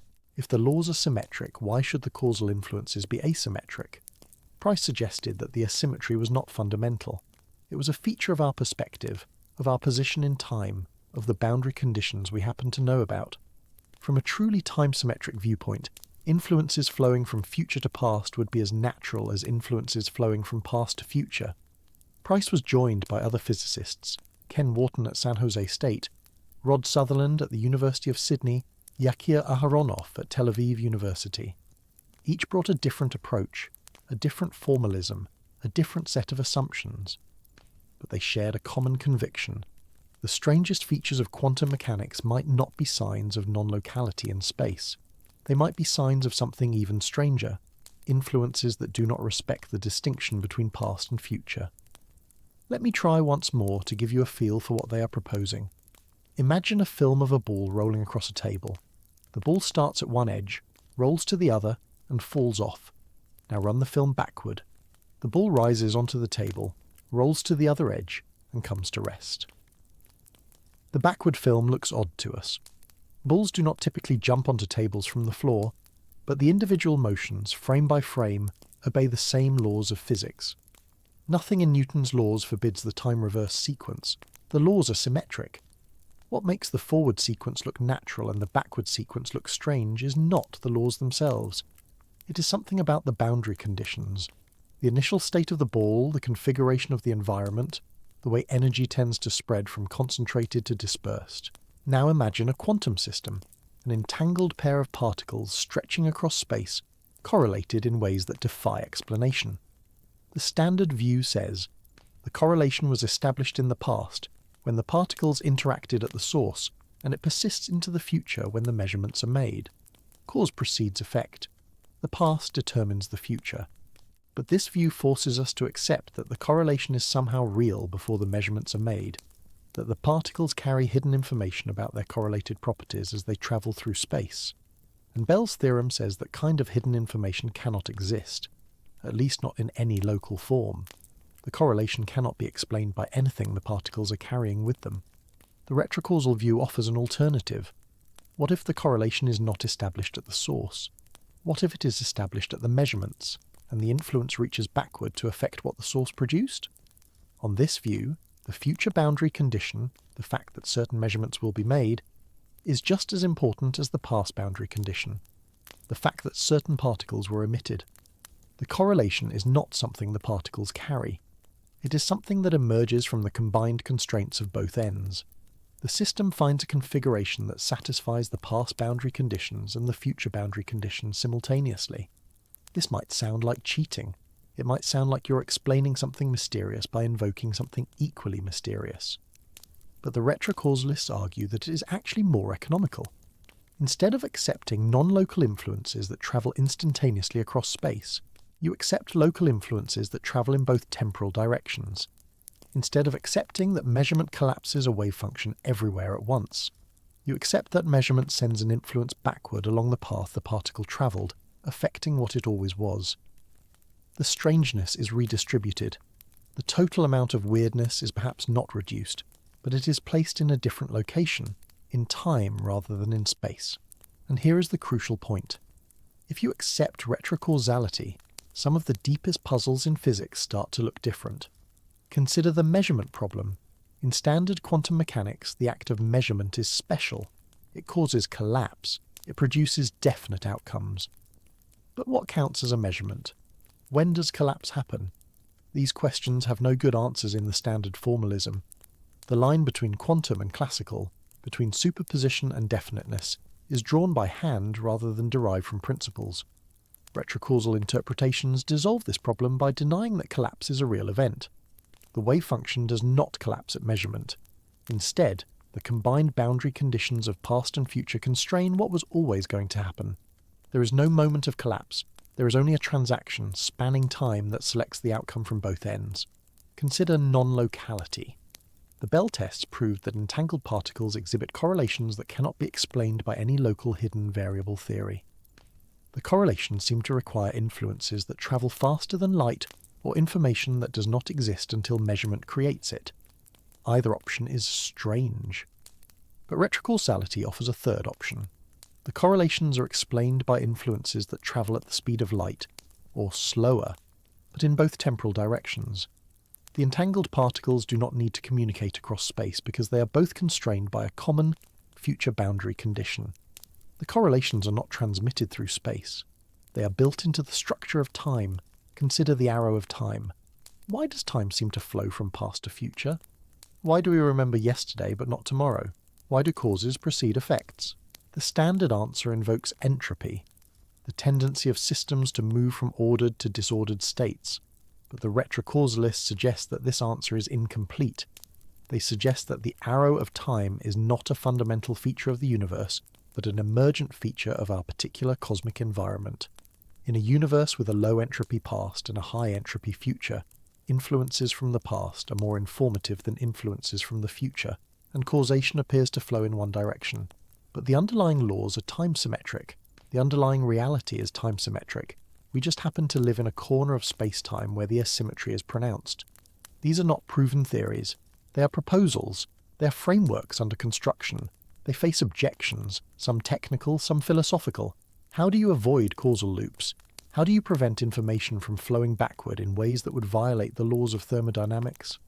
How do you reconcile retrocausality with the subjective experience of time as flowing, of the past as fixed, of the future as open?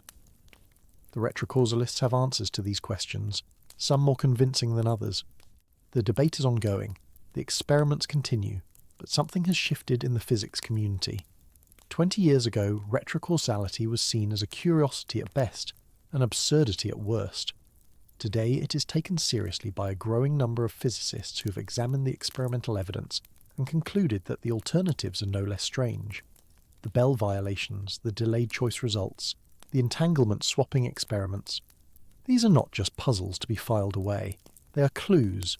They are telling us something about the deep structure of reality, and that structure might include influences that travel backward through time. Picture the experimental apparatus. The source emits entangled particles. They travel through space carrying their quantum states, arriving at detectors configured by measurement choices. The choices can be made early or late. The correlations are the same either way. Somewhere in that process, the future reaches back and touches the past. The transaction completes. The outcome emerges, and the universe continues, indifferent to our discomfort, honouring laws we are only beginning to understand. The retrocausalists are not claiming victory. They are claiming an open question. They are claiming that the assumption we have carried for centuries, that causes must precede effects, that the past determines the future but not the reverse, might be a prejudice rather than a principle. They are claiming that the experiments are inviting us to think differently about time, and they are claiming that if we are willing to follow the evidence, we might find answers to questions that have puzzled physicists for 100 years. But before we accept their claims, we need to understand what they are not saying. They are not saying that you can send information backward through time. They are not saying that you can change the past. They are not saying that time travel, in the science fiction sense, is possible. The no-signalling theorems still hold. The correlations do not carry usable information. You cannot look at your measurement results and determine what measurement choices will be made in the future. The retrocausal influences are subtle. They are hidden in the statistics. They shape probabilities but do not transmit messages. What they are saying is that the complete description of a quantum system includes constraints from both directions of time. The initial conditions matter. The final conditions matter. The present is where they meet. The wave function is not a story told only from the beginning.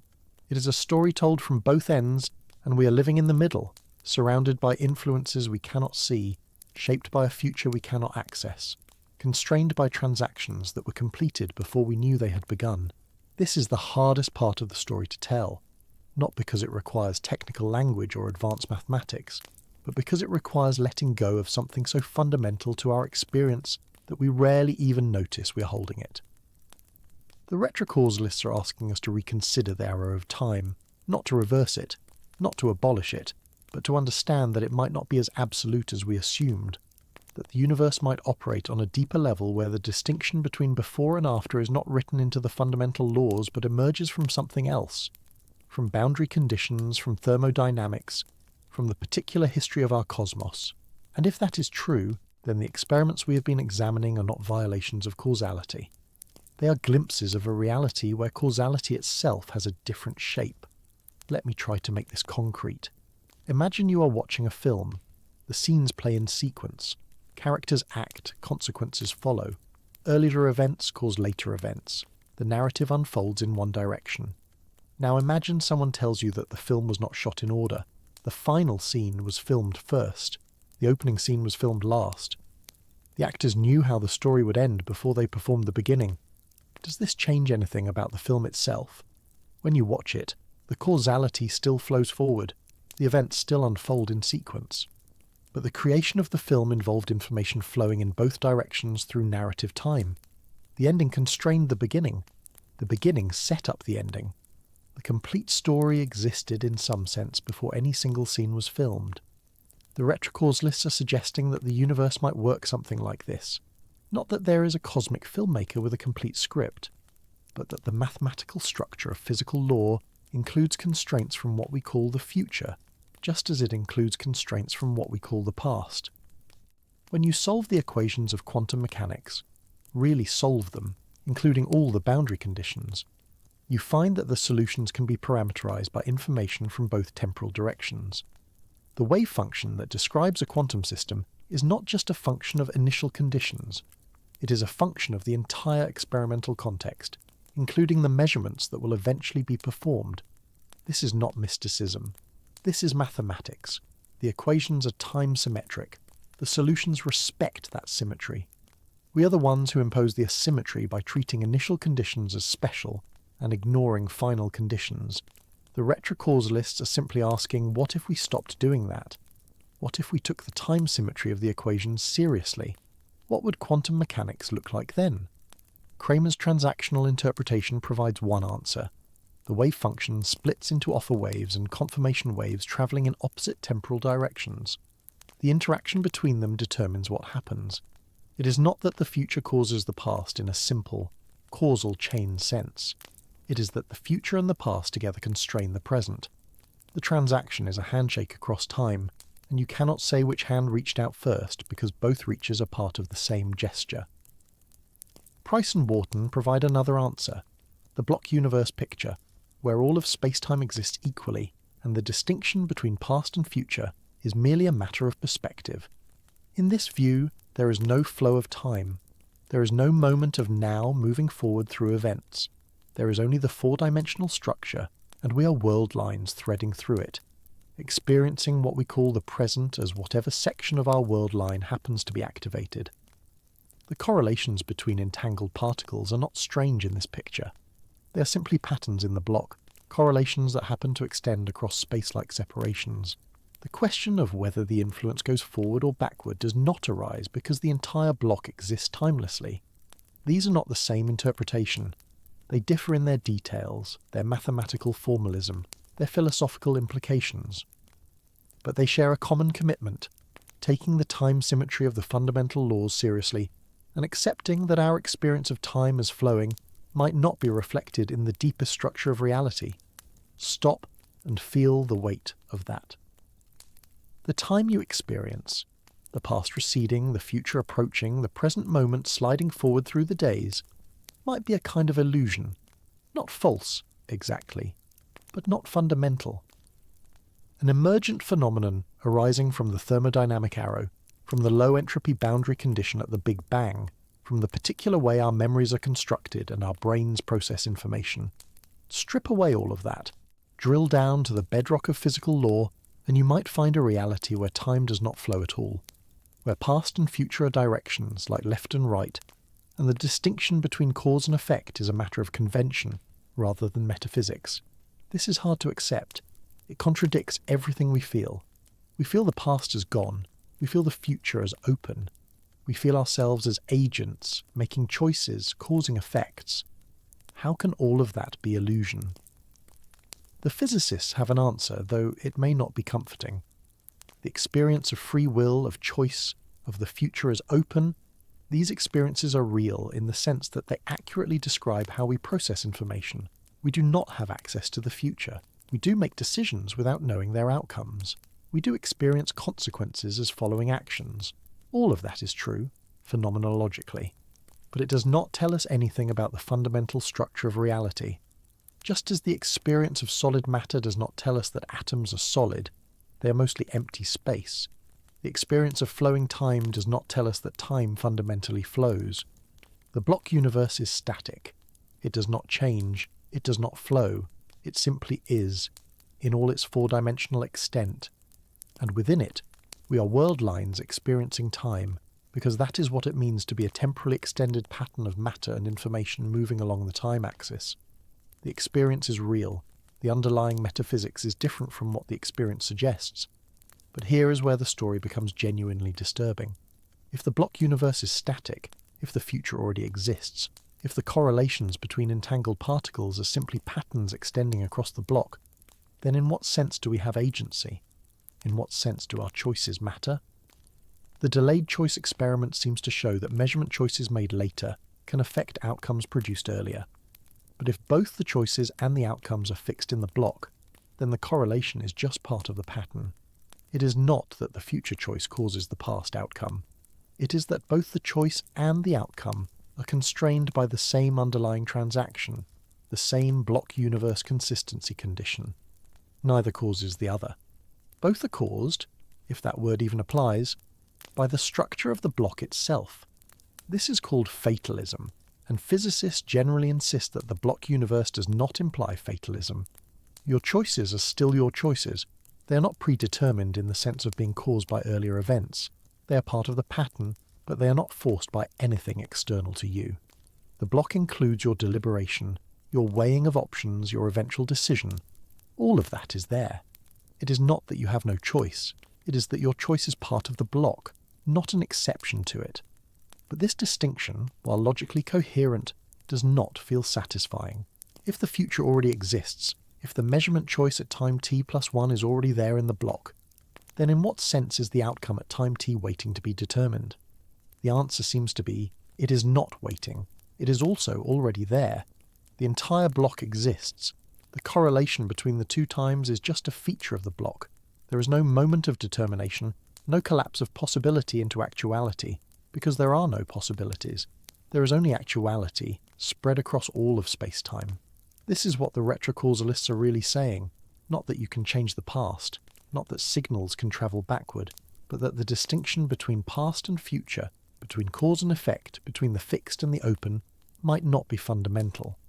At the deepest level, there might be only the pattern, the four-dimensional structure, the correlations that extend in all directions, including the temporal ones. What we call retrocausality is not a violation of this structure. It is a feature of it. The correlations include temporal correlations. The constraints include temporal constraints. And when we set up an experiment that reveals these correlations, like the delayed choice experiment, like entanglement swapping, like the Bell tests, we are not discovering something weird. We are discovering something true. Let me try once more to give you a feel for that. You're standing in a museum looking at a massive tapestry. The image depicts a scene, a battle, a landscape, a mythological narrative. You see the figures, the colours, the composition. Now step closer. You see the threads. Each thread runs in one direction, woven together with threads running in the perpendicular direction. The image emerges from the weaving. No single thread carries the image. The image is a property of the whole, of the interlocking structure, of the constraints that each thread places on every other. The block universe is like this tapestry. Events are the threads. Correlations are the interlocking. The experience of cause and effect is like reading the tapestry from left to right, seeing one part of the image leading to another. But the tapestry does not exist left to right. It exists all at once. The correlations extend in all directions. The structure is the structure. And when we find a correlation that seems to go backward, an outcome at one time constrained by a measurement at a later time, we are simply reading a different part of the weave, following a thread that runs in a direction we did not expect. The delayed choice experiment does not violate causality. It reveals that our notion of causality was incomplete. We thought causes had to precede effects. The experiment suggests that correlations can extend in both temporal directions, that the constraints that determine outcomes can come from what we call the future just as easily as from what we call the past. The universe is not a story told from beginning to end. It is a completed book, and we are reading it one page at a time, mistaking our reading for the writing. But the retrocausalists face a problem. If the future already exists, if final conditions constrain outcomes just as initial conditions do, then where do the final conditions come from? In ordinary physics, we specify initial conditions, the state of the universe at some early time, and let the equations evolve forward. The final conditions are not inputs, they are outputs. They are determined by the initial conditions plus the dynamics. But in a retrocausal picture, the final conditions have to be specified independently. They have to be inputs, and that raises the question, what determines them?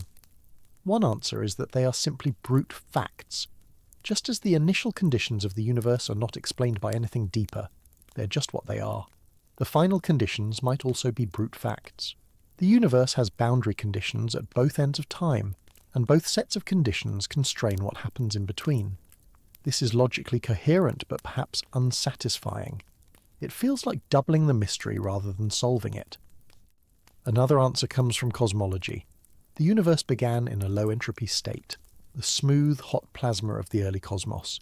It will end, perhaps, in a high-entropy state, the cold, diffuse emptiness of heat death. These boundary conditions are not arbitrary. They are features of our particular universe, and they might be explained by deeper principles, by inflation, by the landscape of string theory, by anthropic selection. If the final conditions are similarly constrained, if the future boundary of the universe has a particular character that physics can explain, then the retrocausal constraints might not be mysterious at all. They might follow from cosmology, from the same principles that explain the initial conditions. This is speculative. We do not have a theory of final boundary conditions. We do not know whether the universe has a temporal boundary in the future or extends forever. We do not know whether the retrocausal constraints, if they exist, are cosmological in origin or have some other source. The retrocausalists are proposing a framework, not delivering a finished theory. But the framework is suggestive. It offers a way of thinking about quantum mechanics that might resolve some of its deepest puzzles. Consider again the measurement problem. In standard quantum mechanics, the wave function evolves smoothly according to the Schrödinger equation until a measurement is performed. At that point, the wave function collapses. It jumps discontinuously to one of the possible measurement outcomes. This collapse is not described by the Schrödinger equation. It is a separate postulate tacked onto the theory, unexplained by the underlying dynamics. Where does the collapse come from? What counts as a measurement? Why does measurement have this special role? The retrocausalists offer a different picture. There is no collapse. There is no discontinuous jump. There is only the wave function, evolving according to the equations constrained by boundary conditions at both ends of time. What we call the measurement outcome is not determined by the wave function alone. It is determined by the wave function plus the future boundary condition. The appearance of collapse is an artifact of our perspective. We see only the initial conditions, not the final conditions, so the outcome looks random, unexplained, discontinuous. But from the timeless perspective of the block universe, there is nothing random about it. The outcome is constrained by the entire structure, including the parts we call the future. This is the transactional interpretation's answer to the measurement problem. The offer wave travels forward from the source. The confirmation wave travels backward from the detector. Together they determine the outcome. There is no mystery about when collapse occurs or what counts as a measurement. The transaction completes when all the boundary conditions are satisfied. The outcome is not random, it is constrained. The apparent randomness is a feature of our ignorance, not a feature of reality. Whether this is correct, no one knows. The transactional interpretation makes the same predictions as standard quantum mechanics. There is no experiment that can distinguish between them. The choice between interpretations is currently a matter of taste, of philosophical preference, of which mysteries you find most acceptable. But the retrocausal picture has one advantage that its competitors lack. It takes the time symmetry of the fundamental laws seriously. It does not break the symmetry by hand. It does not impose an arrow of time that is not in the equations. It respects the mathematics and asks us to adjust our intuitions accordingly. And our intuitions, the retrocausalists would argue, are not sacrosanct. They evolved on the African savanna to help us navigate a world of medium-sized objects at ordinary speeds. They are not calibrated for quantum mechanics, for relativistic space-time, for the deep structure of reality. Every revolution in physics has required abandoning some intuition that felt fundamental. The Earth feels stationary. It moves. Time feels absolute. It is relative. Space feels Euclidean. It is curved. Matter feels continuous. It is quantum. Why should the arrow of time, the distinction between cause and effect, the fixedness of the past be any different? Why should these intuitions be more trustworthy than all the others that physics has overturned? The delayed choice experiment is an invitation to let go, to consider the possibility that the future is not as open as it feels, that the past is not as fixed as it seems, that time itself might be a kind of perspective, useful for beings like us who experience it, but not carved into the bedrock of physical law, the photon that behaves like a wave or a particle depending on measurements not yet made. That photon is not confused. It is not waiting for instructions. It is part of a pattern that extends in all directions, including the temporal direction we call forward and the temporal direction we call backward. The pattern is consistent. The pattern is determined, and we are inside it, experiencing what we call the flow of time, making what we call choices, discovering through experiments what was always there in the structure. This is not comfortable. It is not meant to be. The universe is not obligated to conform to our comfort. The universe is what it is, and physics is the practice of discovering what that is, regardless of whether the discoveries feel natural or strange. The retrocausalists believe the discoveries point toward a reality where time symmetry is fundamental, and the arrow of time is emergent. They may be wrong. The experiments may have other explanations. The puzzles may resolve in different ways, but the possibility is on the table. It has been on the table since Kramer published his interpretation in 1986, since Costa de Beauregard proposed retrocausality in the 1970s, since Wheeler designed his delayed choice thought experiment, and Scully and Druhl extended it, and Kim and Shi and their colleagues performed it. The experiments are real, the correlations are real, the time symmetry of the equations is real. The only question is whether we are willing to follow where they lead. The quantum eraser whispers something about time, the delayed choice experiment shouts it, and entanglement swapping, the strangest of them all, writes it in letters too large to ignore. Particles that never met become correlated. Measurements made later determine outcomes produced earlier. The universe honours constraints from what we call the future. What are we supposed to do with that? The honest answer is that no one knows. The interpretation of quantum mechanics remains unsettled after a century of effort. The retrocausalists have not won the debate. The many worlds advocates have not won. The Copenhaganists, the Bohmians, the Cubists, none of them have won. Each interpretation has its strengths and its costs. Each resolves some puzzles while creating others. The choice between them is not determined by experiment, not yet, perhaps not ever. It is determined by judgment, by aesthetic preference, by which mysteries you are willing to live with. But the retrocausalists have put something important on the table. They have shown that the time symmetry of the equations is not merely formal, not merely mathematical. It has consequences. It appears in experiments. It shapes the correlations we observe. If we take the symmetry seriously, we get a picture of reality that is strange but consistent, counterintuitive but coherent. We get a universe where the future reaches back, where influences travel in both directions, where the arrow of time is a local phenomenon rather than a cosmic law, and we get, perhaps, a resolution to the puzzle that has haunted physics since Einstein, Podolsky and Rosen pointed to entanglement in 1935 and asked whether quantum mechanics could be complete. The answer, the retrocausalists suggest, is that quantum mechanics is complete, but only if you include constraints from the future. The hidden variables that Einstein sought are not hidden in space. They are hidden in time. They are the final conditions, the backward-travelling influences, the other half of the transaction. Include them, and the spooky action at a distance disappears. Include them, and the correlations become explicable. Include them, and the mathematics make sense. Whether this is the right answer, the experiments alone cannot tell us. The experiments confirm the correlations, they do not explain them.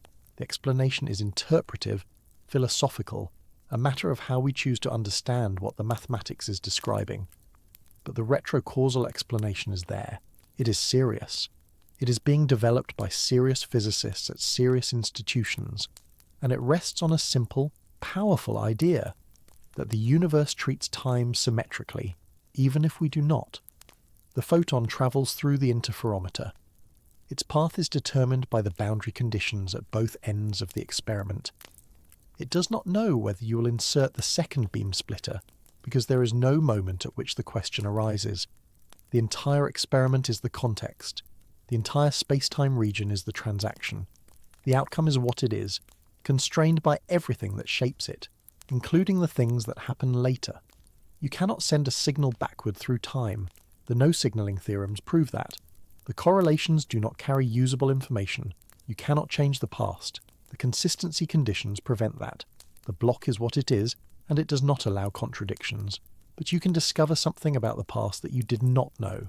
You can learn that the photon went through one slit or both, depending on how you set up your measurements. You can participate in transactions that were completed before you knew they had begun. You can be part of a pattern that extends in directions you cannot perceive, shaped by influences you cannot detect, living in a present that is constrained by futures that feel, to you, like they have not happened yet. That is what the experiments show. That is what the retrocausalists are trying to understand. And that is what makes this story so hard to tell and so impossible to ignore. The disturbing truth is not that time travel is possible. The disturbing truth is that time might not be what we thought it was. The distinction between past and future, between cause and effect, between the fixed and the open. These distinctions might be features of our experience, not features of reality. And the quantum world, in experiment after experiment, keeps hinting that the deeper truth is stranger than anything we imagined. The present is where the past and future meet. The present is where the constraints from both directions converge. The present is where the transaction completes, where the handshake across time closes, where the offer and confirmation waves cancel and leave behind what we call an outcome. We are living in that present, we are part of that transaction, and we do not yet know what that means. And perhaps we never will. That is the honest answer, the one that physicists rarely say aloud because it sounds like surrender. But there is a kind of courage in admitting what you do not know, in standing at the edge of the mystery and refusing to pretend you can see the other side. The retrocausalists have given us a framework, a way of thinking about the experiments that makes them less magical, less paradoxical, more like physics, and less like fairy tales. But they have not given us certainty. They have not closed the question. They have opened it wider than it has ever been. Picture yourself back at that original photon, the one we followed through the Wheeler delayed choice experiment all those hours ago. Watch it enter the interferometer. Watch it encounter the first beam splitter, the one that should divide it or not divide it, that should send it down one path or both paths, that should determine its nature as particle or wave. The photon does not hesitate. The photon does not ask questions. The photon simply does what quantum mechanics says it will do, which is to say, it does whatever is consistent with all the constraints that shape the experiment, including the constraints that have not yet been imposed. And now, knowing what you know, ask yourself, what is that photon? Not what does it look like? Not what metaphor should we use? What is it really? The classical answer was simple. A photon is a particle of light. It has a position, a momentum, a trajectory. It goes from here to there. It exists at each moment along the way. The quantum answer complicated this. A photon is a quantum object. It does not have a definite trajectory until you measure it. It exists in superposition. It has a wave function that evolves according to Schrödinger's equation until observation collapses it into a definite state. But the retrocausal answer complicates it further. A photon is not something that exists and then gets measured. A photon is a transaction, a handshake, a correlation pattern that extends through space-time. The offer wave goes forward, the confirmation wave comes back. The photon is what you get when the two waves meet and interfere constructively, when the constraints from both temporal directions are satisfied, when the mathematics works out. The photon is not a thing, it is a relationship. It is a verb pretending to be a noun. And if the photon is not a thing, then what are we? We are made of the same quantum substrate. The atoms in your body are quantum objects. The electrons orbiting their nuclei are quantum objects. The molecules that compose your cells, the proteins that fold and unfold in your blood, the neurons that fire in patterns you call thoughts, all of it, at bottom, is quantum mechanical. All of it is subject to the same equations, the same principles, the same constraints from past and future that shape the behavior of a single photon in a laboratory interferometer. The retrocausalists would say, you, too, are a transaction. You are not a thing moving through time. You are a pattern in space-time, a structure that emerges from the interplay of past and future conditions, a correlation that spans the interval between your birth and your death. The offer waves of your existence propagate forward. The confirmation waves come back. And what you call the present, this moment of awareness, this experience of being here, now, reading these words, is where the waves meet, where the handshake closes, where you become real. This is not metaphor. This is what the physics implies if you take the retrocausal interpretation seriously, and the physicists who work on these ideas do take them seriously, even when they make them uncomfortable, even when they raise questions they cannot answer. Hugh Price at Cambridge asks about the flow of time. If the fundamental laws are time-symmetric, if there is no arrow built into the equations, then why does time seem to flow? Why does the past feel fixed and the future feel open? Why do we remember yesterday but not tomorrow? The retrocausal answer suggests that the flow of time is an illusion, or more precisely, an artifact of our epistemic position. We are inside the block, we are part of the pattern. We cannot see the whole thing because we are embedded in it. From our perspective inside the transaction, time seems to flow because we accumulate information in one direction only. We remember the past because our memories are records, physical correlations between our brain states and earlier events. We do not remember the future because our brains are not structured to correlate with later events in the same way. But that is a fact about us, about how we are organized, about the thermodynamic arrow that shapes our cognition. It is not a fact about time itself. Time, in the retrocausal view, is a dimension, like space. You can move through it, or more accurately, you're extended in it.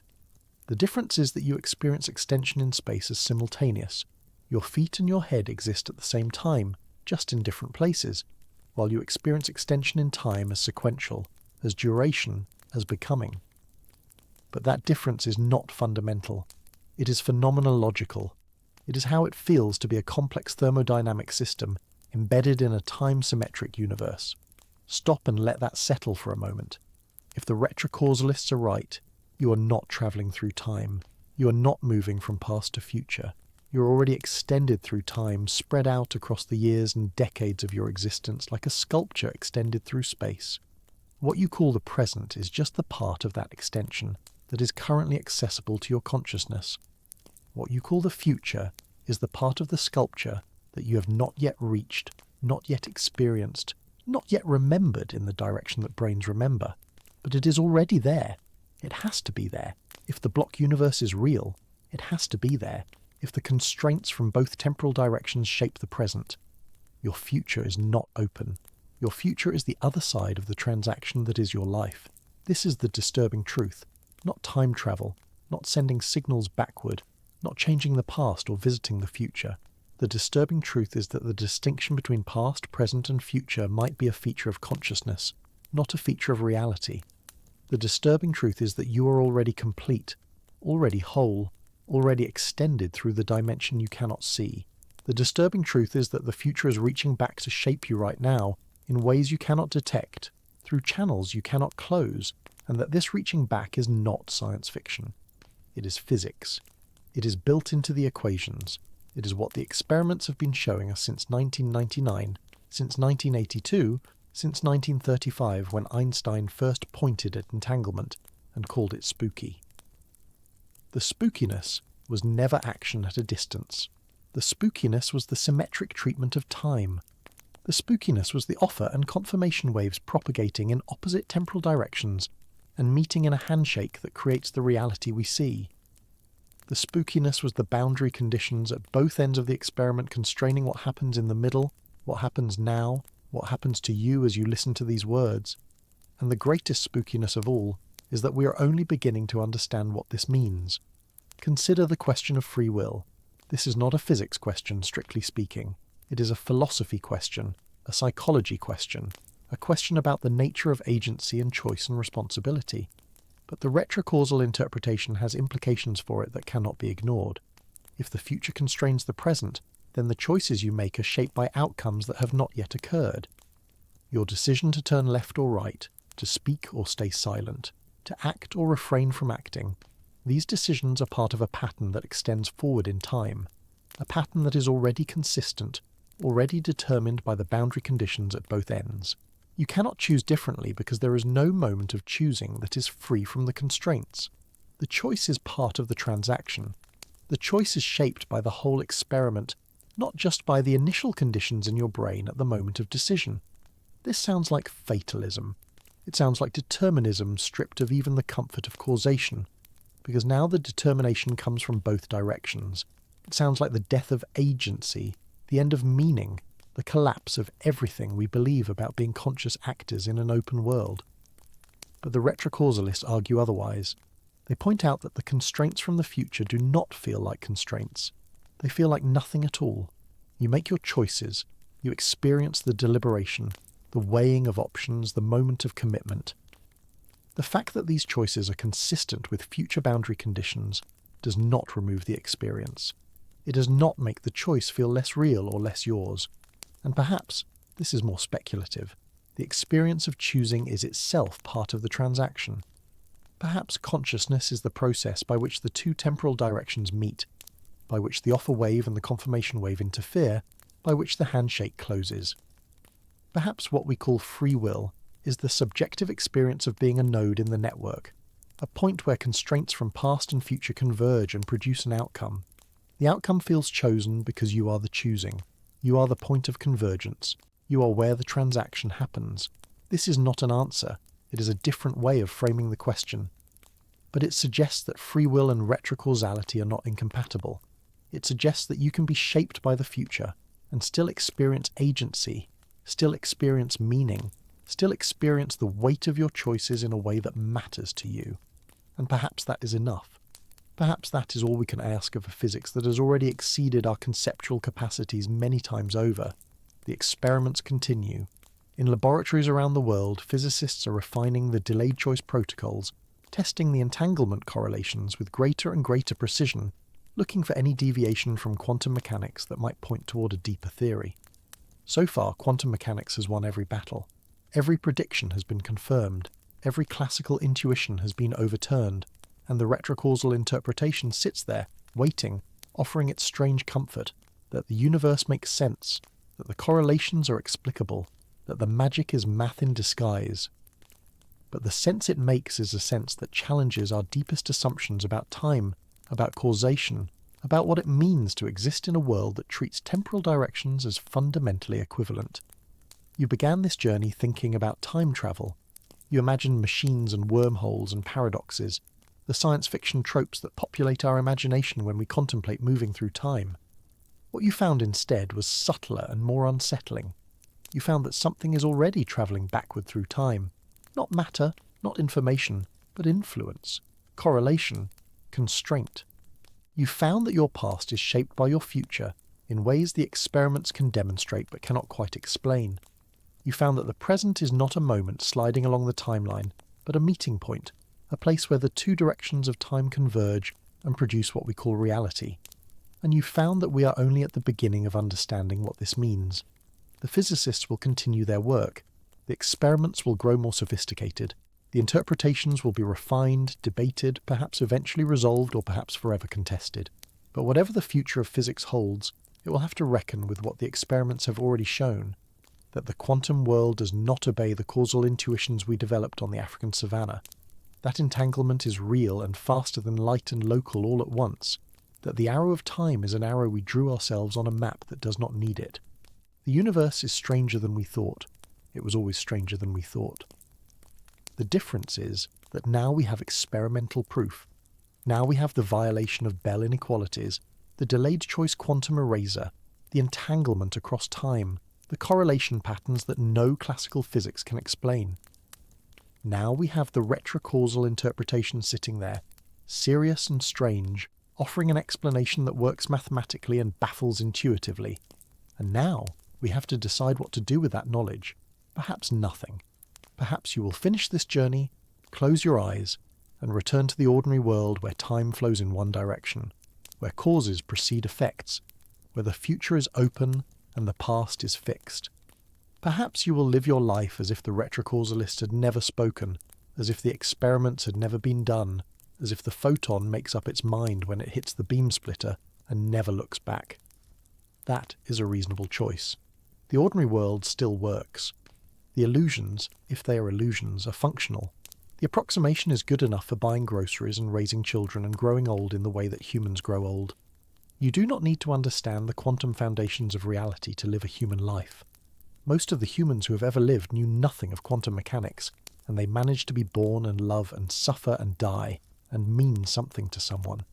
But perhaps you will carry something with you from this journey. Perhaps you will remember in quiet moments that the present is where the past and future meet. Perhaps you will feel, faintly, the weight of constraints from both directions, the offer waves propagating outward and the confirmation waves coming back. The handshake closing in your consciousness right now, shaping this moment into what it is.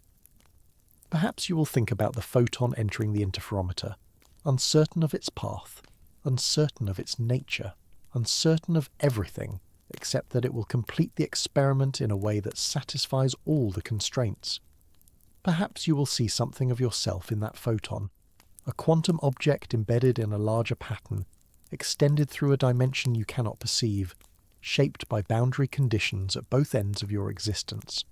The photon does not know that it is beautiful. The photon does not know that it has taught us something profound about the nature of reality. The photon simply does what quantum mechanics says it will do, which is to be correlated with everything that constrains it, to participate in transactions that span space-time, to demonstrate through its behaviour that the universe is not what we thought it was. And we, watching the photon, measuring it, arguing about what it means, we're also doing what quantum mechanics says we will do. We're also part of the transaction. We're also extended through time, shaped by the future, correlated with outcomes we cannot yet perceive. The experiments showed us something in 1999, and in 2007, and in 2012, and in every laboratory where the quantum eraser runs and the delayed choices are made. They showed us that quantum mechanics is stranger than Einstein feared and more complete than he hoped. They showed us that the hidden variables, if they exist, are hidden not in space but in time. They showed us that the universe treats forward and backward with equal respect, even if we cannot. And they showed us, perhaps, what time travel really means. Not machines, not paradoxes, not the fiction we grew up with. Time travel means that the present is porous. It means that the future leaks into the now, that the handshake is always closing, that the offer and confirmation waves are always meeting and interfering and producing what we call reality. It means that causation is not the unidirectional river we imagined, but something more like an ocean, with currents moving in all directions, with depths we cannot fathom, with shores we have not yet discovered. You're swimming in that ocean right now. You have always been swimming in it. You will always be swimming in it, because there is no shore, no solid ground, no moment outside the flow where you can stand and watch the water pass. The disturbing truth is that you are part of what is travelling backward through time, not as a message, not as a signal, but as a correlation, a constraint, a node in the network of transactions that constitutes the physical universe. Your future self is reaching back to shape your present, just as your present is reaching forward to shape your future. The arrow of time is an arrow you experience, not an arrow that exists independently of your experience. And the photon in the interferometer, the photon that started this whole journey, the photon that enters the apparatus and emerges according to constraints from both temporal directions. That photon is your brother, your sister, your cousin in the family of quantum objects. You're made of the same stuff. You obey the same equations. You are subject to the same constraints. The only difference is that you can think about it. You can wonder about it. You can feel the vertigo of realizing that time is not what you thought it was, that the present is not what you thought it was, that you are not what you thought you were. The physicists will keep working. The interpretations will keep competing. The experiments will keep confirming what we do not understand. But you will remember this.